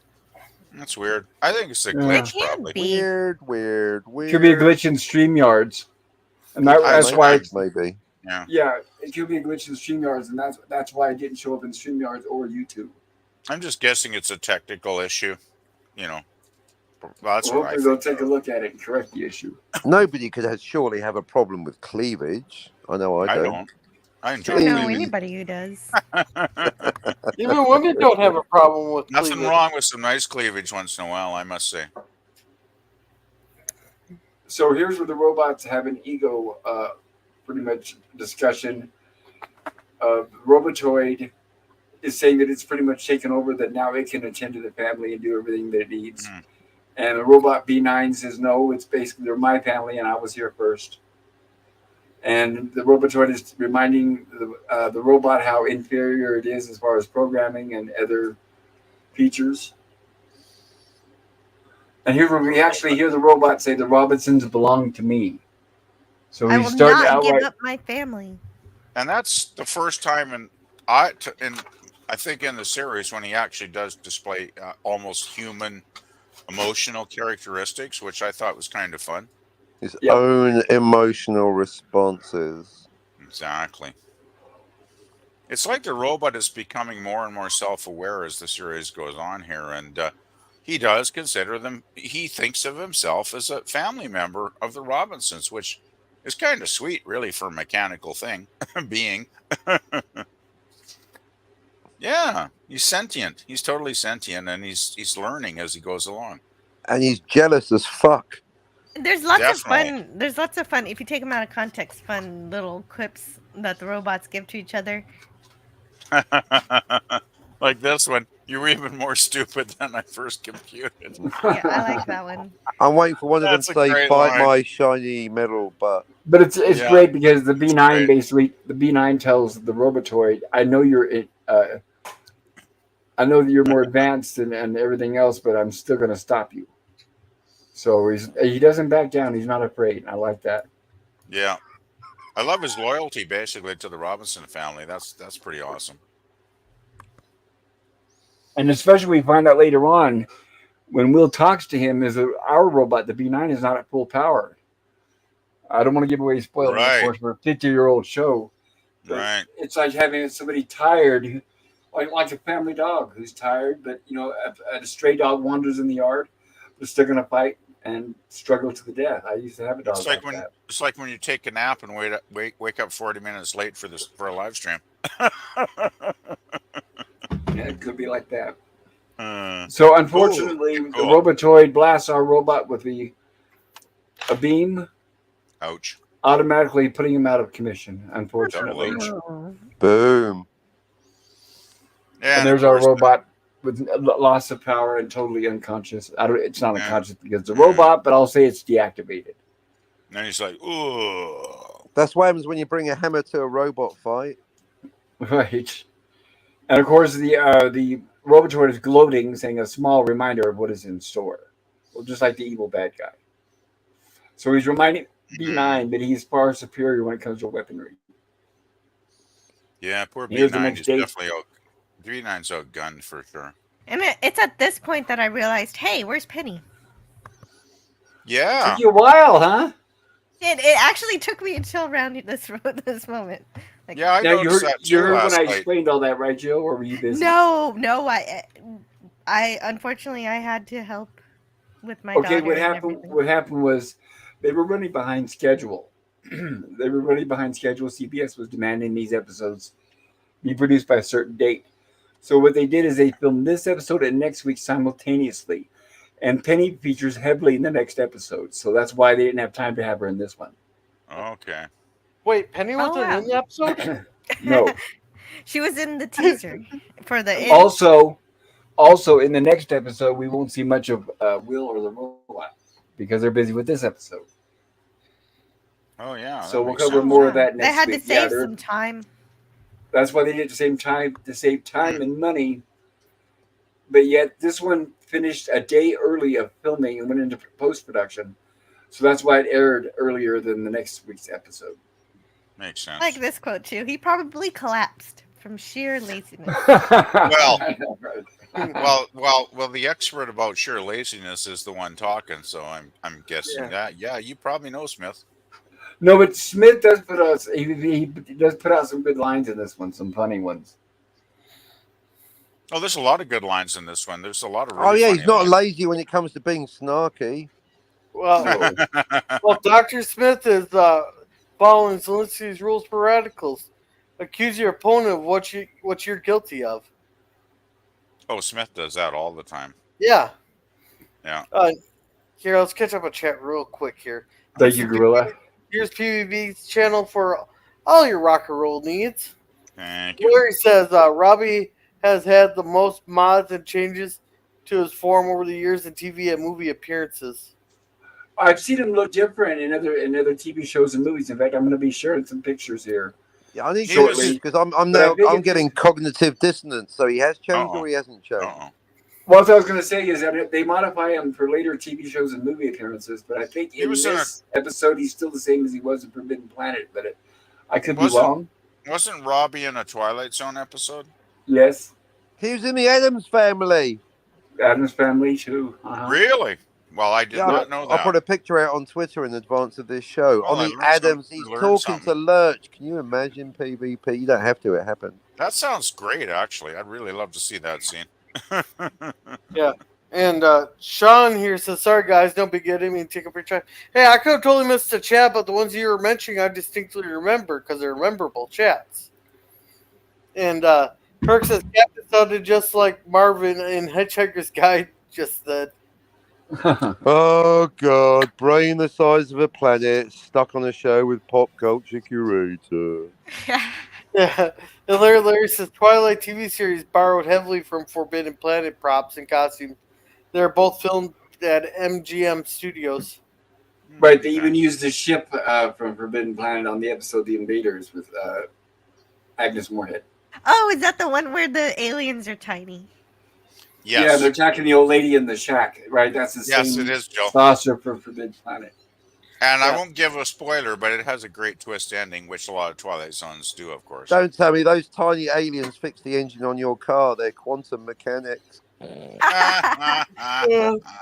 Herc said emotional robot, Marvin's voice. And apparently everybody is streaming at the same time tonight, according to Suzanne. It's Oh, Streamania. okay. Oh, no. Oh, Jill. Oh, it makes you got sense. It's a holiday. Jill, you got promotion True. here. This one's for you if you want to read it. Oh, Suzanne Eckstein says, Queen Jill. Yep, Hail you're queen of the Queen Jill. YouTube and Suzanne's queen of I- the chat. We had a vote yesterday. As long as I don't have any extra responsibilities, I'm cool. Yeah. Well, I might have to do a T-shirt saying "Everyone loves Queen Jill," but then it will say Captain Infinity Hey. Channel. Hey, Jill, have you learned? Jill, have you learned the higher you go up on the ladder, the less you have to do? Oh, well, great. So I could delegate. Yeah. Jill's Exactly, probably right. loving that theory, but as a mom, I bet she's finding that's not actually reality. No, that's right. My daughter is actually the queen. It's like Yeah. demands. Oh, don't worry. Well, That only goes on for the first 20 years, Jill. I Yeah, don't know it'll be how many good in like times. 15 years, Jill. Yeah, Well, my actually, daughter. 20 to infinity. Yeah, my daughter's like that. I don't know how many times she goes, I want to blow bubbles. I said we'll go outside in a bit. And she'll just repeat herself and Oh repeat God. herself. To Oh, repeat and, herself. They yeah. don't understand the concept of later. Yeah. Well, all you got to do, all you have to Yeah. do is say, well, if you say it one more time, we won't do it. Yeah, I I have. did. I I have did done it. that. I did, and she still doesn't listen. Oh, they understand the concept of later with words like homework and washing up and clean your room. Suddenly they're Oh all yeah. about the later then. Yeah. Yeah, Pick I up your know. clothes. Yeah, Larry here says Angela and Veronica Cartwright appeared together in various cons nowadays. Conventions. And Fan that's true. conventions. Yeah, Right, they're sisters, and Veronica had the more prolific career. Excellent much actress. more. Okay, and Suzanne says, yeah, but the harder the fall from that high up, too. That's Oh, yeah, perfect. The that's bigger they true. are, look at the size of Robbie, not the robot there. Not Robbie the robot. Yeah. right, Robotoid. Robotoid, sorry. Robotoid. Thank you, Gorilla. So here's we have they're talking to the robot, and of course he's still acting like he's neutral and that he's friendly. But And not they're only signing that, he's going to help them work on the chariot. Well, right. Supposedly yeah. under the guise that he's going to modify it. Well, the thing is, Dawn is like totally won over when the Robotoid says, "Hey, I'll fix the chariot for you, no problem, bud. Let's go get to work. I got the plans and everything figured out." And it's like Dawn's like, "I love you, man. I love you." Did anybody else think this was a bad idea? Yeah, I thought the Robotoid was going to sabotage the chariot in some way. Well, actually, maybe it does. We'll get to it eventually. We'll find out later. Yeah, we do. We do. Yeah. It gets sticky fingers later. So now's the point where B9 says, "Is there anything I can do?" And they look at each other and say, "Well, not that we can think of. The Robotoid is pretty much doing everything now." And then Poor Will old suggests B9. something, and he says, "No, I'm afraid that's much too complex for him." Yeah, be And nice depressed. unfortunately, right, of all people, unfortunately, the robot goes to Dr. Smith asking him if he needs anything. And Dr. Smith is even more cruel than before. Yeah, which is crazy because the robot is the only one who really listens to him and the only one who really gives him company when he's alone. And so at the first chance, Dr. Smith just drops him. Yeah. Yep. Like it Fair never weather mattered. friend. Fair weather Like friend. Uncle Will Owen and Smith. C3PO like, acting like they never knew each other. Right. Yeah, I feel bad for the robot in this scene. You He's sir like, have "Oh, reached well." the end of the line. The joyride I'm- is over. It's like, I'm done. It's over. I'm done with Yeah. you, robot, like I'm done with my first wife. And this is funny too. He says, "I had planned to redesign you as a pleasure vehicle, but I think you would be substandard even at that." Oh, What that's does he terrible. mean by pleasure vehicle? That's just sounding weirder every time. Every time you say, it, I'm like, weird. What kind Hey. of pleasure? It's the van with the bed in back. I'm It guessing is it's kind like of a Land Rover of some sort. Yeah, I was It thinking is- like a golf cart, but with a better engine. Yeah, it's a weird line though, because I can't see B9 turning into like a golf cart or something. Like, I don't know. Maybe he's going to get robot backs. It seems like a weird line. I don't know. No, Anyway. he's gonna turn him into what's those things that nerds ride around in nowadays? They made a joke about it on Family Guy. Segways? Yeah, Segway. He's gonna turn him into a Segway. No, that could be, I guess. He's going to be turned into a metaphorical bridge between conversations. Weird. Or a motorcycle. Oh, that kind of segue. And the robot Deliberately tries to misunderstanding for comic effect. The robot tries to say goodbye, but Dr. Smith won't have any of that. Oh, Smith being a jerk. You want yet again. Smith. Farewell, Dr. Smith. I despise drawn out departures, of course. Oh my god, you're Really? not leaving fast enough. Right, exactly. How many drawn out departures has Smith done so far in this series though? When he's whining and complaining about being an Yeah. outcast, that's pretty good. Yep. So here we have everyone's enjoying themselves. They seem to have the ideal life, and the robot's serving them dinner. Robotoid, sorry. And Will is sulking, of course, because obviously he misses his true friend, the robot. And they're trying to keep him distracted with small conversation. And Don says he did a fantastic job on the chariot. Yeah, Don's a fan. Yep. And at this point, Will is totally regretting it. He says he wishes he wouldn't have reactivated him. And he's starting to be upset when the family starts praising the Robotoid. Well, Will always probably was the robot's best friend, really, because Smith only used the robot to his own advantage. But Will did really enjoy being a friend to the robot. I always thought so. I think Will at this point has spent more time with the robot. That's how I felt too, which is why it surprised me that this is the first time the robot calls Will by his name. Right. Will tells him to, doesn't he? That's right. I think he does, doesn't he? Yeah. Right, because it was always Wilt Robinson at this point. But then Will tells him, "Call me Will." That's right.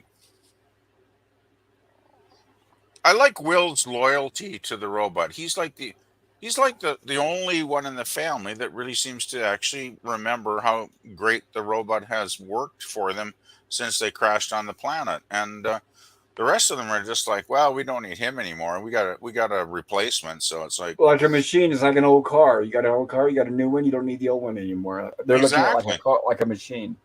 And yet the robot has, well, I guess the robot, I don't know if it has emotions, but it does have some kind of I don't know. It's got some kind of Well, it did connection. without saying it has feelings or emotions. That's why Will mentioned earlier that it does react to what it sees around it. Right. So Well, and also he's also realizing that maybe the robot was right about the Robotoid. Yeah, Yes. Will's really starting to regret his actions at this point. Right. And he's so at actually, this point, yeah. Go ahead. right. Go ahead, Bob. So at this point, they wonder where the robot is because nobody had seen the robot, and so they figure. I don't know. I think I missed it where Will went out to look for the robot. But here we have the Robotoid coming in, and it looks like the Robotoid is up to no good because he grabs one of their laser guns. I think they're called laser guns on here. And Will questions him about it, and the robot lies and said that he was just going to clean it. But as you can see, Will is in full non-trust mode right now, or distrust at this point.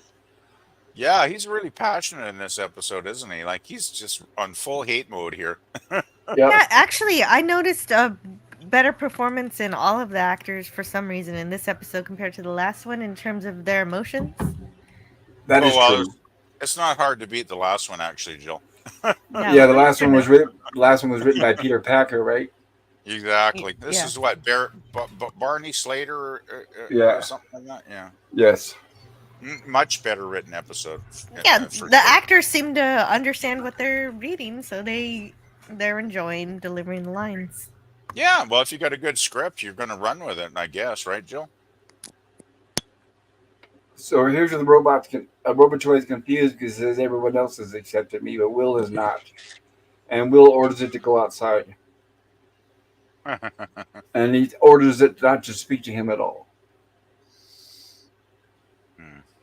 And here's where we have Will going out and looking for the robot, and he finds him. And this is where the robot, like I kind of mentioned earlier, is Will says that basically, is there anything you can do? And he says, well, I'm not at full power. He says he hasn't charged in several days. But this is interesting. That the committing suicide line. I'm kind of amazed that line actually got into the Family Hour show, right? Right. It is all in how it's phrased. Yeah, but I mean, the robot is basically trying to, he's trying to terminate himself. Yes. So it kind of is like that. So it is, but they don't put the two words together. Commit suicide. I guess, but I was still kind of a bit shocked that was actually. They do right there. Oh, I guess so. Yeah, I was Maybe it's expressed okay. it clearly. Maybe it's okay because it's a robot, not a human. Exactly. That's what probably it it. is. Yeah, because it's a machine, right? Yeah, that makes They sense. could have said retirement. I am too Like, hip Yeah, for like he's- Blade Runner. my circuit breakers. That's a good line. Uh oh. Herc here is saying, Brokeback Robot? Eh. Oh, jeez. Brokeback robot. Oh, my. Oh, Oh, thank you. my. Oh, Gosh. nice. Oh, my. Somebody got a gift for mommy. Oh, someone's She computer's cut out dying. for me. Someone's computer's dying. You forgot to plug in. Or it's a loose cable or something. Uh-oh. So Will's trying to convince the robot, of course, the will to not live, but to not self-harm. And the robot was telling him why he felt left out and why he felt abandoned. And Will's telling him that he's not abandoned, and they still care. What are you doing having feelings, you robot? Yeah, And the robot feelings that extend to him not even wanting to exist because he can't help his family anymore. Yes. One more He human is characteristic Marvin. that I've been cheated out of. So here's where he regrets not having human emotions. He regrets not being able to delete itself to commit suicide. Sounds like a standard human to me. And Will told him that he's returned because basically that he does still care. Yeah, and Will says that it's for his own good, though. That those mechanical implements preventing him from hurting himself are there. Which I agree with. They're safeguards. Well, we're talking about Asimov's 3 laws of robotics, I think, are we not? Like, again with the frickin' Asimov. Well, they are kind of a big thing in sci-fi, though. So No, they're not. I agree with Larry. No, they're a big thing in Isaac Asimov stories. He doesn't get to rule over other ones. No, I don't even think the laws are logical. That's the thing. People keep banging on about them as if they're the greatest thing ever. I think they're boring, tepid, and self-contradictory. okay, I just think that's probably what they were referring to. I like them. That's just a guess, Well, a lot of fiction has definitely been. How about this? Them. Captain's one law of robotics: kill all humans. Oh, that's Bender. That would be bad. There you go. Bender's law of robotics. There you go. So it's revealed here that the robot considers Dr. Smith to be his enemy. Excellent. About time. Trying to get some truth out of him, right? And of course, this is why he's upset. He may seek to change his mind and reassemble him into a pleasure vehicle. And this is where the line that you PvP were talking about earlier. And he's asking him if he'll ride him if he is converted. Every time I hear the word pleasure vehicle, I just keep thinking weird. I will try very hard not to be substandard. And of course, Will says, "Now stop that." And just as we do this, of course, as we're talking about this, here comes Dr. Smith. And he's asking where the Robotoid is. He was supposed to give him an electro massage promptly at 1800 hours. Oh, God. That's 6 p.m. for those of you that don't know. And, of course, Smith is only concerned with his own pleasure and, Of course. Well, it makes sense, too, because the robot B9 can't give him a massage with those claws. Hang on. Are they on literally an Earth-sized planet that has a 24-hour clock? What's going on here? I don't know if they've ever established. We watched the Hungry Planet, the episode where they covered the elliptical orbit. Do you guys remember if they said how many hours are in a day or a night? I don't think. Because it sounds like they're using a standard Earth 24-hour clock. Fascinating. I don't know. I don't know. They did. They just established that the faster they get, or the closer they get to the sun, the faster that the planet moves. Well, maybe they should go. I'll meet you at 25 o'clock to establish they're not on Earth and actually. Well, maybe they base their time. Different. Maybe they base their time on the ship's clock, which is Earth's clock. Ah. Because if you're traveling through space and you'd be constantly readjusting the time would be shifting constantly, See, wouldn't it? time's Well, relative. they tell us in Deep Space Nine that Bajor has 26-hour rotation, but I don't remember for this show. Yeah, well, See, that at makes least the Bajorans thought about it. well, at least that made sense because that it was a Bajoran station and they're supposed and it was originally orbiting Bajor, so it makes sense that the space that Deep Space Nine ran on Bajoran time and star dates for stuff. Isn't it on one of our own planets that the day is longer than the year on Uranus or something?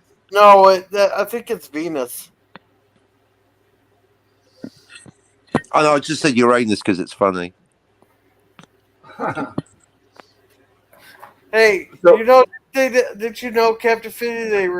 They retired that, or they changed the name of that to retire that joke. Yeah, Uranus, exactly. And I'm saying, No, I ain't retiring no joke. no, Not on my it's- watch. No, it's your rectum. Hey, It takes 84 years to get around the sun, Uranus. Yeah, it's Venus. Yeah, it's I'm not sure how. Hey, that's how they pronounced it when I was a kid. So I'm saying it the way I. Venus. All right. So it takes 84 years to get around Uranus. Okay, I'm maybe you that's should go on fair, a diet. Oh God, that's a sentence I just don't know. You're so fat, your ass has got its own gravitational field.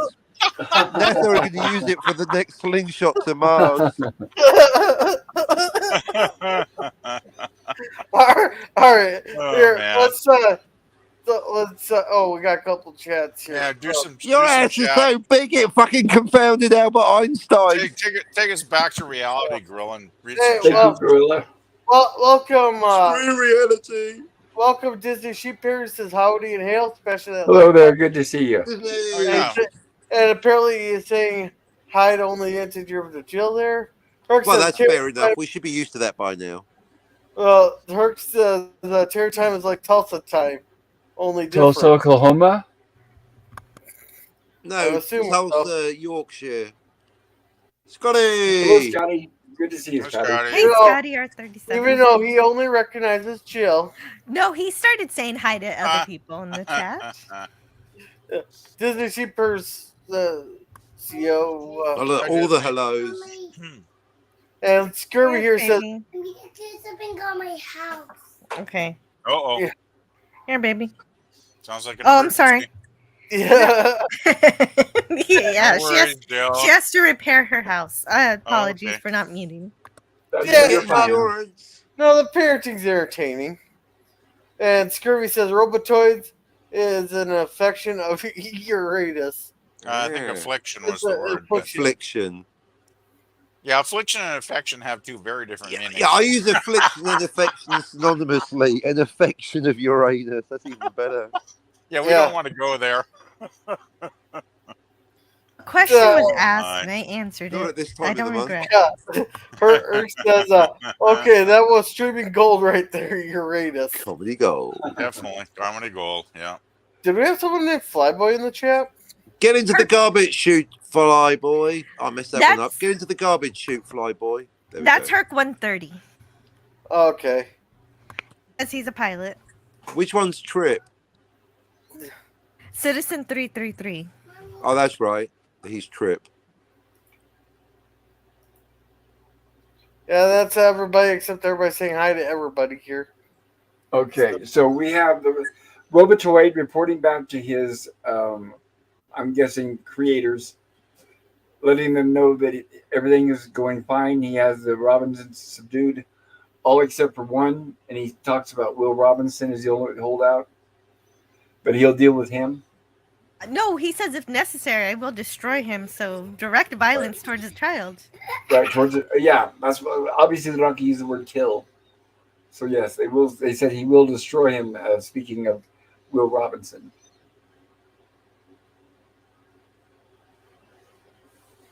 and he gets approval from his boss. I don't like to use the word boss.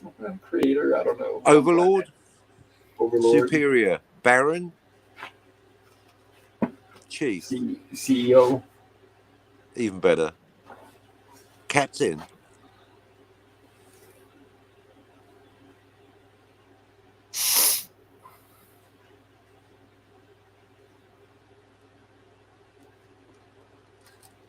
And here's where Don starts to realize that there seem to be problems afoot.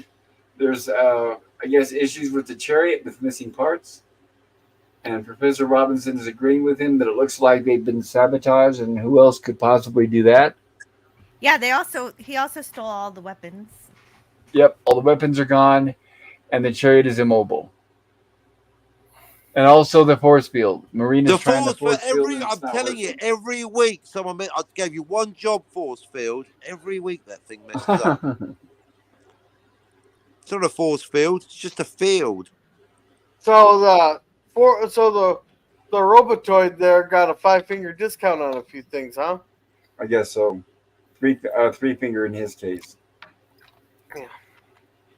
So just as they realize that all this is happening, the Robotoid appears and tells them that you're all going to be taken hostage, and that when his alien overlords arrive, that they will take them with them, and that he is now in charge. And that's where he explodes the rock. That's the scene that I'm mistaken from earlier.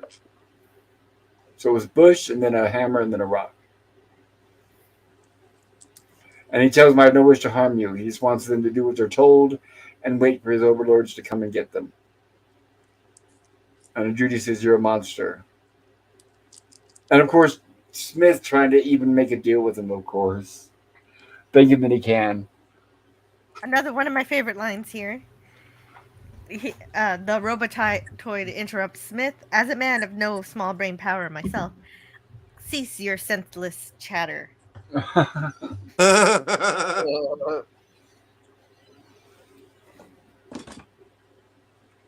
And of course, Smith is still going to try.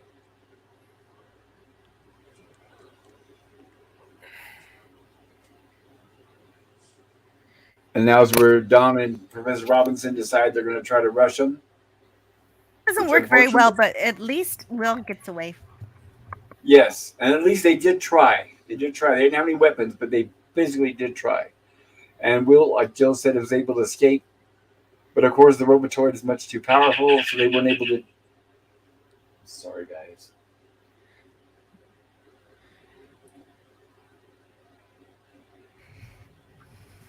And this is the part of the episode where Will says, "You can call me Will." I think.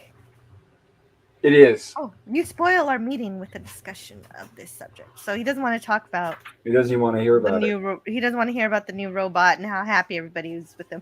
But Will's like, no, nobody's happy. He's destroying everything. And you were right. Of course, telling the robot finally you were right. Yes. And here's where B9 tells him, there's not much I can do. I'm much more inferior. My power is much lower. And Will's telling him, but he's going to send for aliens to come and get us. Go ahead, Gorilla. Yeah, he just gives a tiny little arc, just a little floppy arc. Well, that was a line the robot said a couple of pictures back. He's just, wires and cold metal parts. Yes. And I'm thinking that was a very touching moment when he said that, because it's like, no, you're not just cold metal parts. I mean, the robot kind of has an emotional core and a heart that he's developed this bond with the Robinson family over this the first season. And I don't think he's cold at all. I think he's quite affectionate in his own robot way. Well, we the audience know that, but the family just now discovering it. Yeah, well, Will, I think, has kind of figured that out a while back. But yes. And here's the robot's demonstrating that his battery power is very low. Yeah, he needs to recharge. We've seen him normally where he's really blasting out with those. Force lightning. He's using force lightning. Right, but not the force. Yeah, he used to be blasting out of both hands too, right? So yeah. And of course, here's where Professor Robinson and Don are still trying to come up with an idea, and they don't know what to do.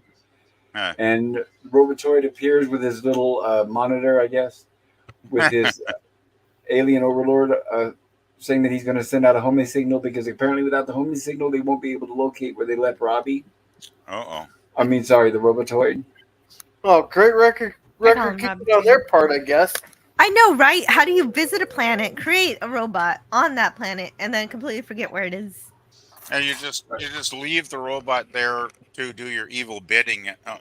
Maybe centuries later, and you don't write it down somewhere. You don't make a note of it, right? Well, it's not only that though, but you figure that robot being sophisticated, it would probably have a homing device built in. You'd think so. Yeah, it should have like a direct signal to the master, right? So, yeah. Right. But of course, this is exposition for the audience. All right, and that it Oh, helps yeah. us Yeah, build this is tension. but this is so they don't have to do more later, and I think it's kind of a weak. That is true, right? Yeah, That way I thought. we don't. Yeah, Right, so we don't get the full onslaught of the alien invasion. yeah, I thought it was kind of a weak point too. Actually, come to think of it, Right, definitely. because if he sends out the homing signal, you can't unsend it just because he can't send it out anymore. The You signal's can't been sent control out Z the already. transmission. Once it's gone, it's gone.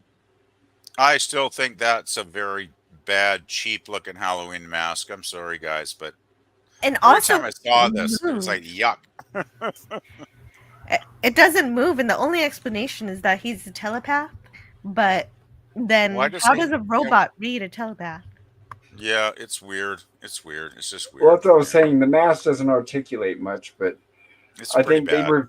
Yeah, I think they were thinking that hey, it's going to be on a small screen. People won't really notice a lot of the detail. I suppose. Yeah, Was that what it was supposed to be? I'm guessing. That's not. they were cool. probably. Well, My the reason why I thought- say that is because if it had been on screen, they may have done more work to it to make it look a little more articulate. I'm It just could've been- guessing if they were filming the 2 episodes at once and trying to catch up on production, and maybe they had budget limitations, and they just said, okay, go buy a cheap mask somewhere and we'll just throw that in. Nobody's going to really care anyway, so It's possible. poor robot.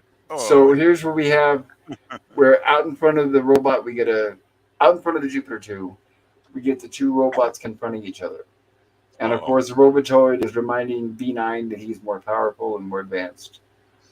And the robot is trying to explain to the Robotoid that we must work together. Sorry, go ahead, Jill. Yeah, and also he calls him Mr. Robinson again. Will said, "Don't call me anything. Don't address me at all." Yes. He's not following that order, which makes sense. I think the Robotoid is kind of arrogant, to be honest. Hey, can He's we kind of full of himself. got a couple chats here. Can we read them real quick? Yeah, thank you, Gorilla. Go for it, Gorilla. can you read these? I didn't hear that. Ahoy, Scotty. Yeah, he said, "Oh crap! I didn't say ahoy to PvP." And this one, PvP. Oh, God. Scotty, PvP was late because his laundry fell on top of him. Oh, God. Isn't that right? An underwear half He has Now, no trousers. I don't so have it that must many underwear. Jesus. It's not like I'm going to be buried in underwear. Oh, my good Lord. He barely dug through 50 pairs of black socks and made it to DC. Oh, Lord a help me. stockings. Lord help me. A storm of stockings. That's a pretty good one. That could make a great name for a band, actually. A store of stockings. That's not bad. We shall be friends. Oh, this is where the robot is trying to charm him and get him to drop his guard at this scene, right? Right, and the Robotoid is telling him, stop, keep your distance and stay away. Mm. And as Now we see, our that's cool. V9 robot has a few tricks up his sleeve. So the first thing he does, Is that Is not he- the first time since the first couple episodes when the B9 opened his little chamber at the bottom and, yes, last time he used it to take a soil sample. it was a soil sample originally in the first couple episodes or whatever, but I thought that was very nice, very cool to see that again. But for a super advanced robot, he sure goes down pretty easy. He does. So basically what happens is the V9 robot uses that as a smoke screen to where the Robotoid cannot see. And the Robotoid fires at the V9 robot, missing it as the robot sneaks up behind the evil Robotoid and blasts it with its electricity. And the robot lets us know that it's dead because it says, I am dead. You have Yeah. destroyed me. Yes, you have destroyed. He had to announce it. I had to announce it. We have to be very clear about that. I gotta say, the Robotoid for a mechanical device that was so cocky and sure of itself, he sure went down easy. I gotta say. Without actually Yeah. falling over, that would have been too Well, expensive also, and damaged the costume. Oh, well, Well, that's too. Yeah. yeah, talk that about makes it. sense. Talk about drama queen, though. Oh, you have destroyed me. Oh, to do the graceful fall. Well, You probably go ahead, Joe. Hello, Jill. robot's power was low at this point, and you would think it would take more than one strike. Yeah, it was pretty. It was pretty easy. Like, oh well, that's 60s TV, I suppose. Sometimes this is nice at the end. It's nice we got our robot back. It was also a way of them to waging war without physically damaging the costumes. You know, like taking a hammer to each other or pulling off the head or the arms. Good point. Yeah, good. Very good point. Yeah, so I think that's why they limited it to the effects. Well, the hammer was silly anyway. I'm glad they didn't do that. Yeah, I don't think the hammer would have been I too think effective. no, Really. but actually, I love the hammer because it showed the robot's emotions. That it is impractical to be using a hammer when you have much more powerful weaponry, and so that shows that he was just acting on impulse, Well, possibly. that hammer would have been very effective because as slow moving as that robot is, there wouldn't be hitting that robot very hard because you got to use force when using a hammer. Strong. He may move Yeah, and slowly. Strong. exactly, and he can't even hold a guitar by himself. They have to hang it by strings. So yeah, it makes sense. I agree with you, Gorilla. Besides, the Robotoid could have been made out of. I'm just making an assumption that the Robotoid, being a superior machine, would have probably been made out of some kind of very high grade composite metal that you could pound on it all day with a hammer and it wouldn't do nothing, right? So.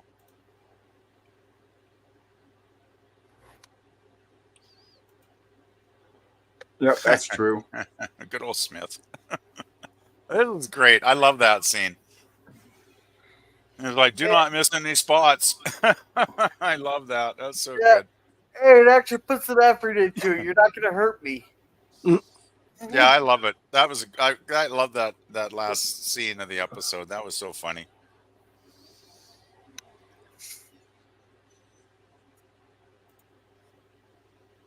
Oh, and then there's a radiation storm, and they're trying to batten down the hatches and everything. Yeah, we're getting some. Yeah, cosmic storm apparently. Yeah, yeah. And they put up. Did Smith put? Of course, they're talking about they put up those storm arresters, and she said all those things that I saw laying in a pile. Yeah. Hey, wait. Good old Smith. How long have they dependable? Dependable. Wait, how Smith. long have they been stuck on this planet? And they didn't double check to make sure that Dr. Smith actually did what they told him to do? I know, right? Yeah. They should. Yeah, they shouldn't even have to check by this point. They should just say. They should just tell Smith to do some really boring task that's totally not important, and then they know Smith won't do it anyway, right? So. Well, one of them does bring it up. I think it may be Don, but they say, "Why did we trust him to do such an important job?" Trust At least is not they do. a word. Trust is never going to be a word I think of when I think of Dr. Smith, to be honest. And finally, we get somebody mentioning the name of Penny.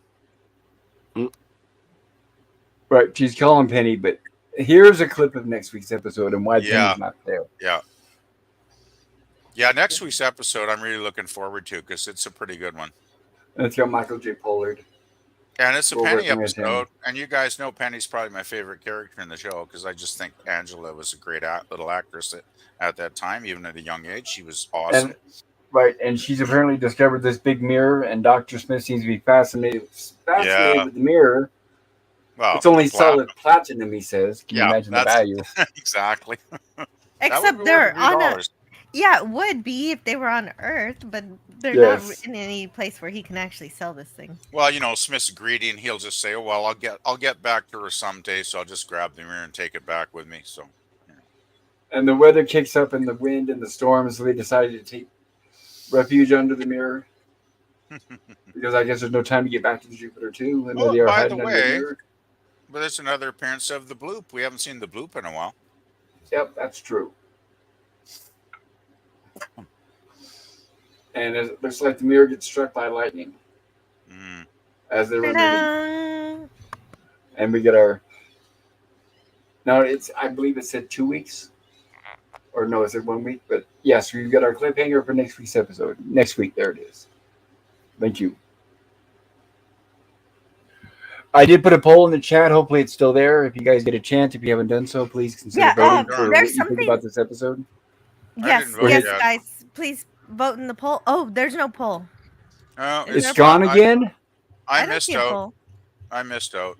Yeah, it's No, don't know. it's gone. I'm looking now. It's gone, and I definitely had the poll there. I But there never was got to something. vote. Yeah, me neither. But there was something funny at the end here that I haven't seen yet before. Is 20th century logo that wasn't on any of the other episodes yet. So Oh, the 20th something different in century production. television logo. Yeah. And maybe by the looks of it, I think that was added on later on in the video versions. That might have been in syndication when they added that, actually. Yeah, Jill. or when it went to DVD or Blu-ray. Yeah, because I don't remember it in the 60s as a kid, but that's a long time ago, so my memory's not Yeah, totally I 100%. apologize to everybody in the chat. I don't know what is going on with YouTube. Stream Elements. I put the link up night before last. Maybe it expires after a certain amount of time. Maybe I should have put up the link today. Could Yeah, be. that could be because if you put on, because chats are only even if you put something in the chat like 2 hours before a stream and that, it disappears. I never Well, have trouble with my poll like that, and I say that, and I'll have one tomorrow. But this I doesn't better happen check. to me. Yeah, I better check a tomorrow night stream. Make sure the poll's still there because I also created that one last night.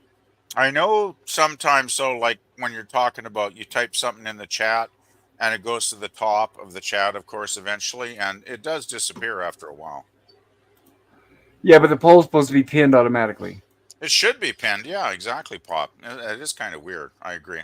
Yeah, I'm looking. It's not even there. It's like it was never there. But feel free, everybody in the chat, if you'd I like to can't vote find it. A, B, C, D, or A, B, C, D, or F, feel free to vote in the chat, and we'll read out your votes. And in the meantime, I'll give my rating when I give my review. So it's all good. I'll go in clockwise tonight. So go ahead, PvP. Why don't you give us your review? You want me to go first? Oh, okay. I guess I'd probably give this one an A. I think it's a pretty top quality episode. It's fun seeing Robbie the robot in a Lost in Space episode. The story's basically solid. It's probably not one of my absolute favorites of the series, but it's a good one. Very good one. And I do like the way finally we get to see the B9 robot coming into his own as a character. Even though he has been interesting, I always thought of the B9 as a character in the series, but he's actually finally getting to develop a personality in this storyline, which is fun. And I really do like how Will expresses his what would you call it? His oh my, I'm losing it. Affection? His well, how much he has befriended the B9 and cares about him, as a friend. Basically, is what I'm trying to say. It's interesting though how the Robinsons just kind of are so quickly easy to turn their backs on our poor old B9 robot when they get a better machine to look after them. So that was a bit. I thought that was a little bit strange. I didn't think. Well, wait, when you upgrade your vacuum cleaner, do you take the old one out to dinner, let it down easy? You could. Right. You could. I don't think I'd ever take any vacuum cleaner out to dinner, personally, Captain. But oh well. Well, that's the point. Exactly. Anyway. But you know what I'm trying to say. It's like Will's the only faithful friend was the phrase I was trying to come up with, and Will's the only one that actually cares about the B9 as an entity. So that was interesting. So yeah, it's a good episode. The only thing the only criticism I'd have with that was that cheap Halloween mask they had on, like the master, that was, controlling the Robotoid. I thought that looked Right. really cheesy, like extremely bad. Otherwise, though, it's a really solid episode. So yeah, I'll give it an A. Very cool. I appreciate that. Anything you'd like to You're, share about your you're welcome. channel? Nah, just basically it's rock and roll, music, music, music, and I haven't added anything in quite some time, so I'm still working on some playlists. But until I get them organized, I'll probably just keep them private for now. But I'll Okay, I'll I'll put them in public eventually. appreciate that. And Jill, what say you? What do you think about this episode? And tell us about your channel. Hello. The episode that I would give Lost in Space A plus to would be this one. So I give this one an A plus. Robot's misgivings towards Robbie from the start makes this episode, along with Will's enthusiasm to fix the robot toy and Smith's constant derision toward the robot, which actually normally nobody sides with him, but in this case, everybody's like, "Yeah, you're right.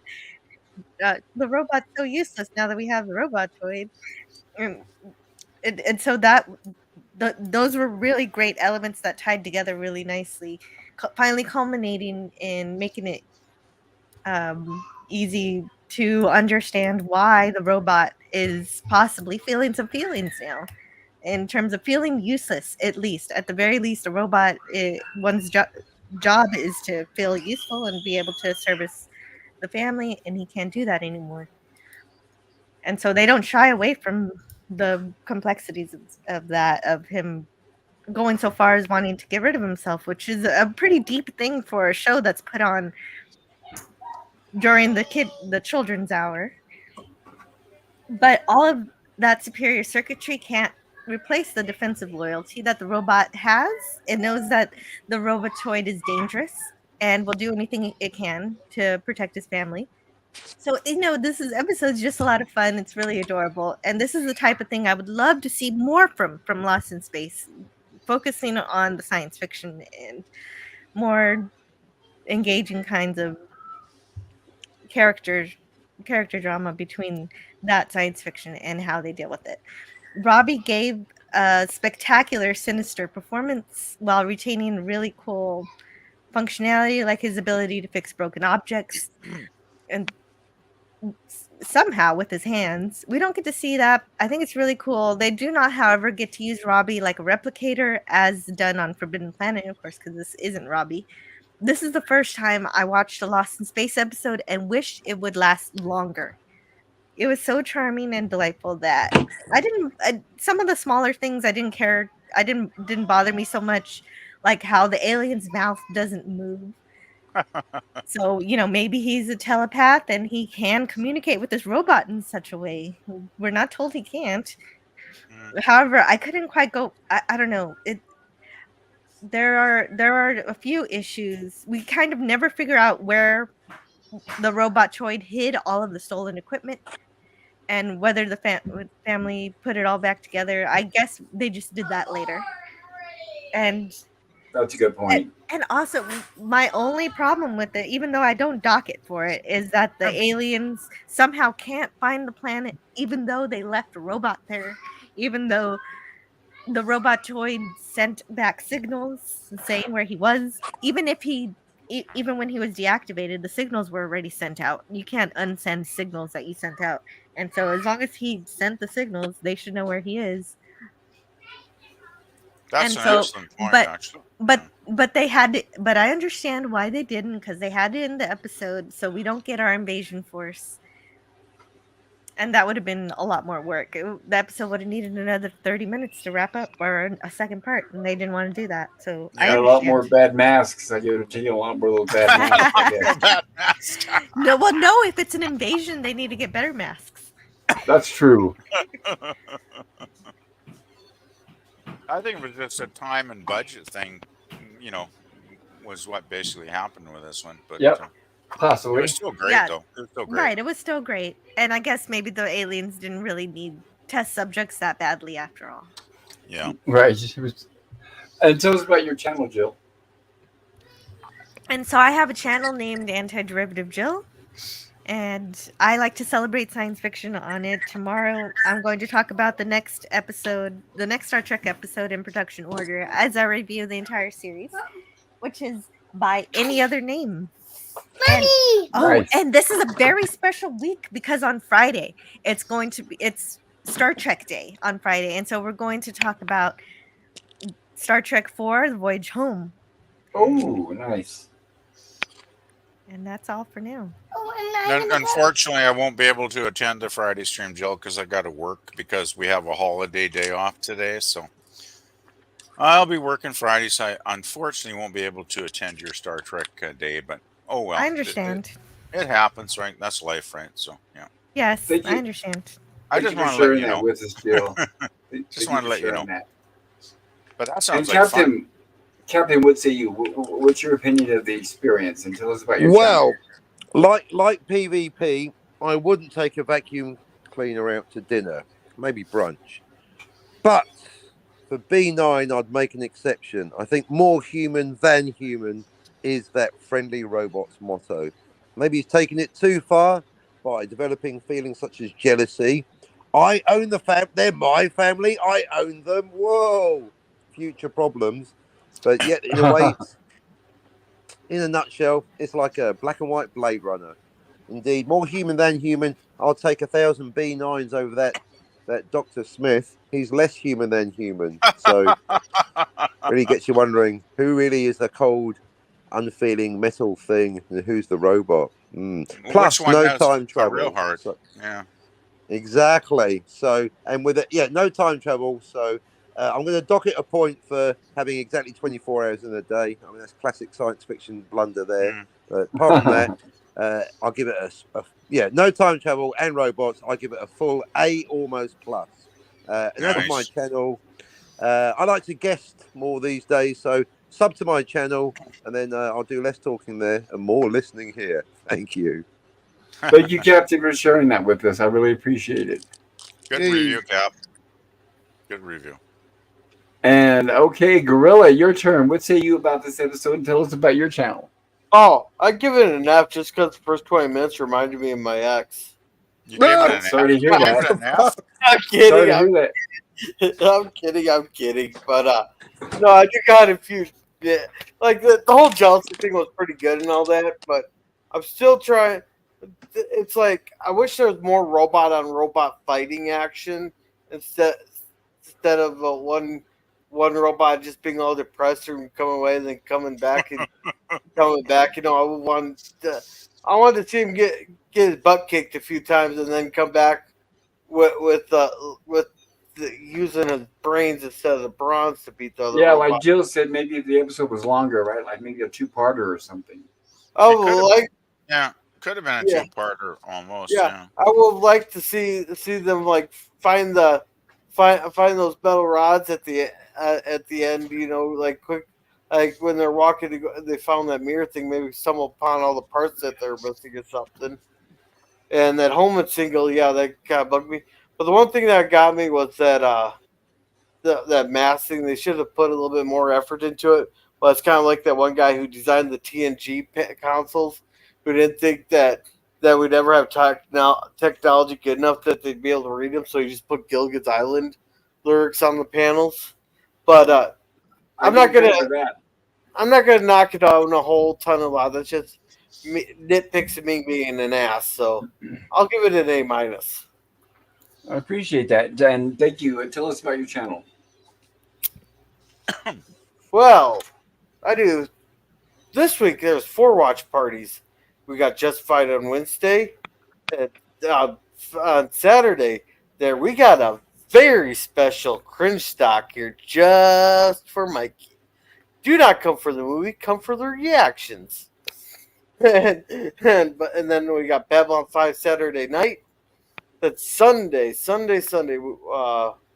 For Robin Williams month, we are watching Toys. Then on Friday, I should have Walton's review. I can't remember the episode name right off the top of my head. All right. Well, thank you. I appreciate it. And plus, he has a lot of shorts that he puts out, guys. So definitely check out Gorilla's Random Thoughts channel. Yeah, I gotta get back into that. Maybe Yeah, I'll do- also, thank you so much for mentioning that Gilligan's Island reference. And perfectly enough, it appeared on Voyager. I hadn't heard that before. Oh, was it Voyager? I thought it was TNG.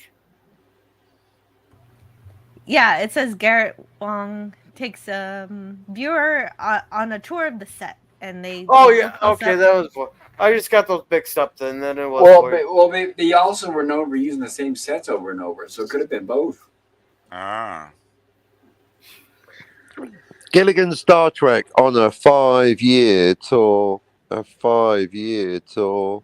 And then the Voyager was lost. No, sorry. Well, some of those episodes it did seem like it was 5 years. Janeway's Island. All right, I'm going to give this episode an A+. It's one of my favorites. It does have flaws, like many of you pointed out, but I love the interaction between the two robots. I like the designs. I was always a big fan. I was introduced to the B9 design before I saw Forbidden Planet, so the B9 is closer to my heart. And Robbie does make appearances, as we mentioned, in other shows and movies. I'm going to show a couple pictures here, one including the one Captain mentioned. I like the family dynamic in this. It's too bad Penny wasn't there, but I don't like to see it. But we don't really miss her because it will make up for that more and more in next week's episode. Like I But- pointed out, she wasn't in this episode. Right. But I thought it was the good dynamic, and it was nice to see Dr. Smith return back to his evil form like he was in the first part of the season. I know the interaction was short between the two robots, the final battle at the end, and I agree with Gorilla. First, I agree with Jill that it could have been a longer episode or a two-parter, and I agree with Gorilla. Even as a kid, I was thinking it would have been nice to see more actual fighting between the two robots. But of course, I think it's all limited in time and budget. So I think we got what we got. I still consider a blessing because it was nice to see this. The only time you see those two robots on other than the later Lost in Space episode that we mentioned, it's not very often you see those two robots on the same stage at the same time. So A+ for me. That's my review. And as far as my channel, tomorrow night we're going to be covering the classic movie The Fly from 1958. There is a link in my community tab where you can watch it for free. I highly recommend it if you're able to join us tomorrow night. I think you'll have a good time. It's a good movie. We're covering it because obviously we're going to eventually cover the 1980 remake by David Cronenberg. But I wanted to show the original first for those that had not seen it or experienced it yet. And Wednesday night is normally our Gilligan's Island night where we cover 2 episodes. But Gorilla will be on an away mission, I guess you could say. He has some things he has to take care of, and we will pick up the following week with Gilligan's Island. I will probably have another Rumblings from the Lab stream, maybe Friday or Saturday, probably Saturday, similar to the one we had the other night, which seemed to have went pretty well. It lasted for several hours, so I guess that means it's a good thing. But yes, there's my review. And how are we doing on the chats, Gorilla? Did anybody vote in the chat on what they thought about this episode? Let's just go through them here. And Scotty says Kelvin's, and Suzanne said no poll. The one with the whale. Other Greg says Circuit 4 is my favorite of mine. There are whales in space, said Boomer. And Suzanne says, have a great night, everybody. You too. Yeah, Suzanne, you as well. We'll Night, see you, Euler. Nighty night. This guy says, good day, Euler. See you, Suzanne. Bye, Greg. Here's Deficit of Eden's channel for 5,876,272 car videos and, I don't know, a bunch of gaming streams. And Turk says, New Justified wasn't so good until the last 10 minutes of the last show. I don't know. I really enjoyed season 1. We're just starting season 2 on Wednesday. The long 2 hours and 15-minute show. And Sky says, I just read a thing about that, Herc. Herc, I couldn't get into it. I had seen the entire original Justified, though. Oh, I liked it. Well, now that explains everything there, Scotty, when you say you don't like Timothy Oliphant. That explains everything. That's an unfortunate last name. Go ahead.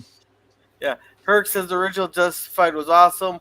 Walter Goggins was so much fun to see as a bad guy. Oh, Walter Goggins is great. I didn't know that. No, you done got me talking politics.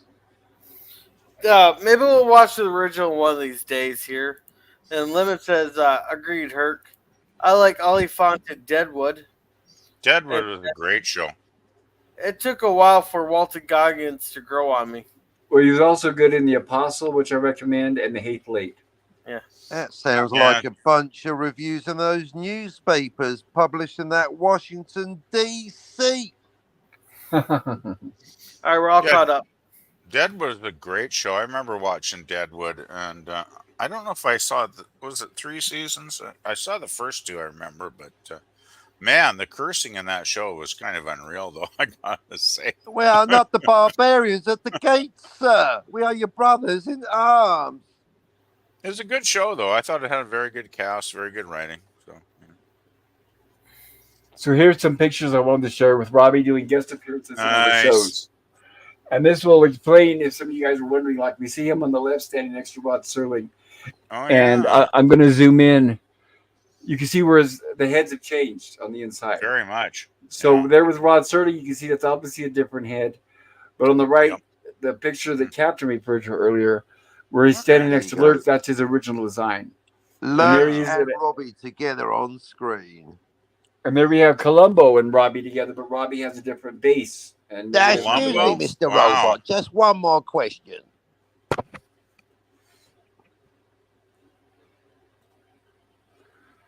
Okay, and I have one more picture I want to share as well. Bear with me here. Just one more This- picture, Mr. Robot, and then we're done Just with the one more, interview. right? And it's a little behind the scenes of something if you guys have ever wondered.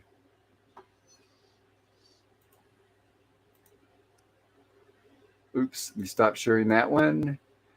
And then start sharing the new picture.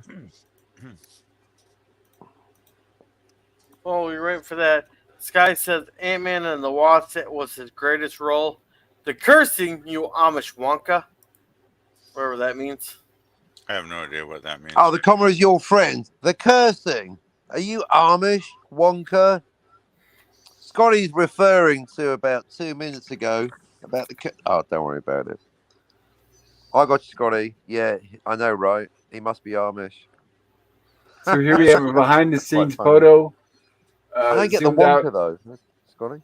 Here's where we have Very a behind the behind the scenes scenes. photo zoomed out of the robot without the bottom gear, That's which pretty we funny. referred to before. Sometimes you'll notice if you look closely enough on some episodes, you'll see the legs peek out from behind bushes and rocks. That's But here's where hilarious. we actually, for the first time, if you haven't seen it, you actually see the actors.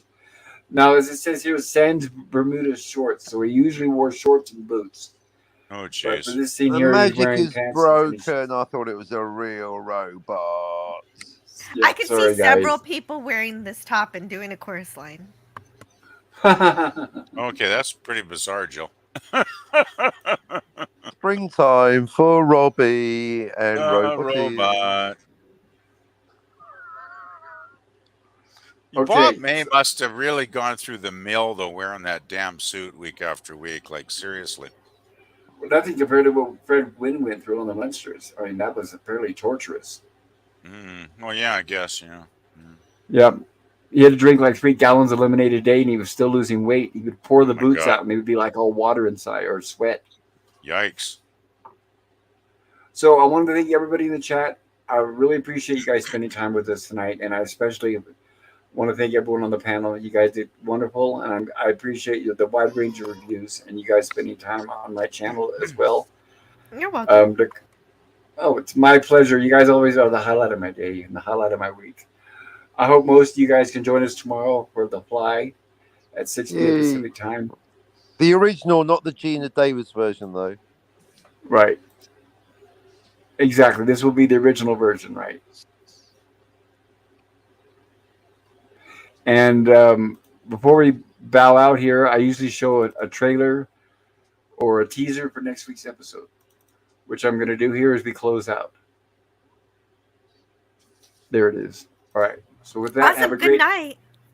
Yes, thank you, everybody. Have a great night. Drive Night, safe everybody. tomorrow. Yeah. Good night, everybody.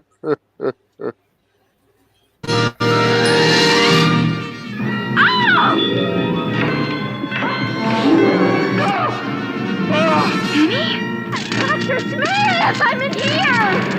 This is the whole world, that's what it is. It's my mirror and my platinum. There's no way out, Penny.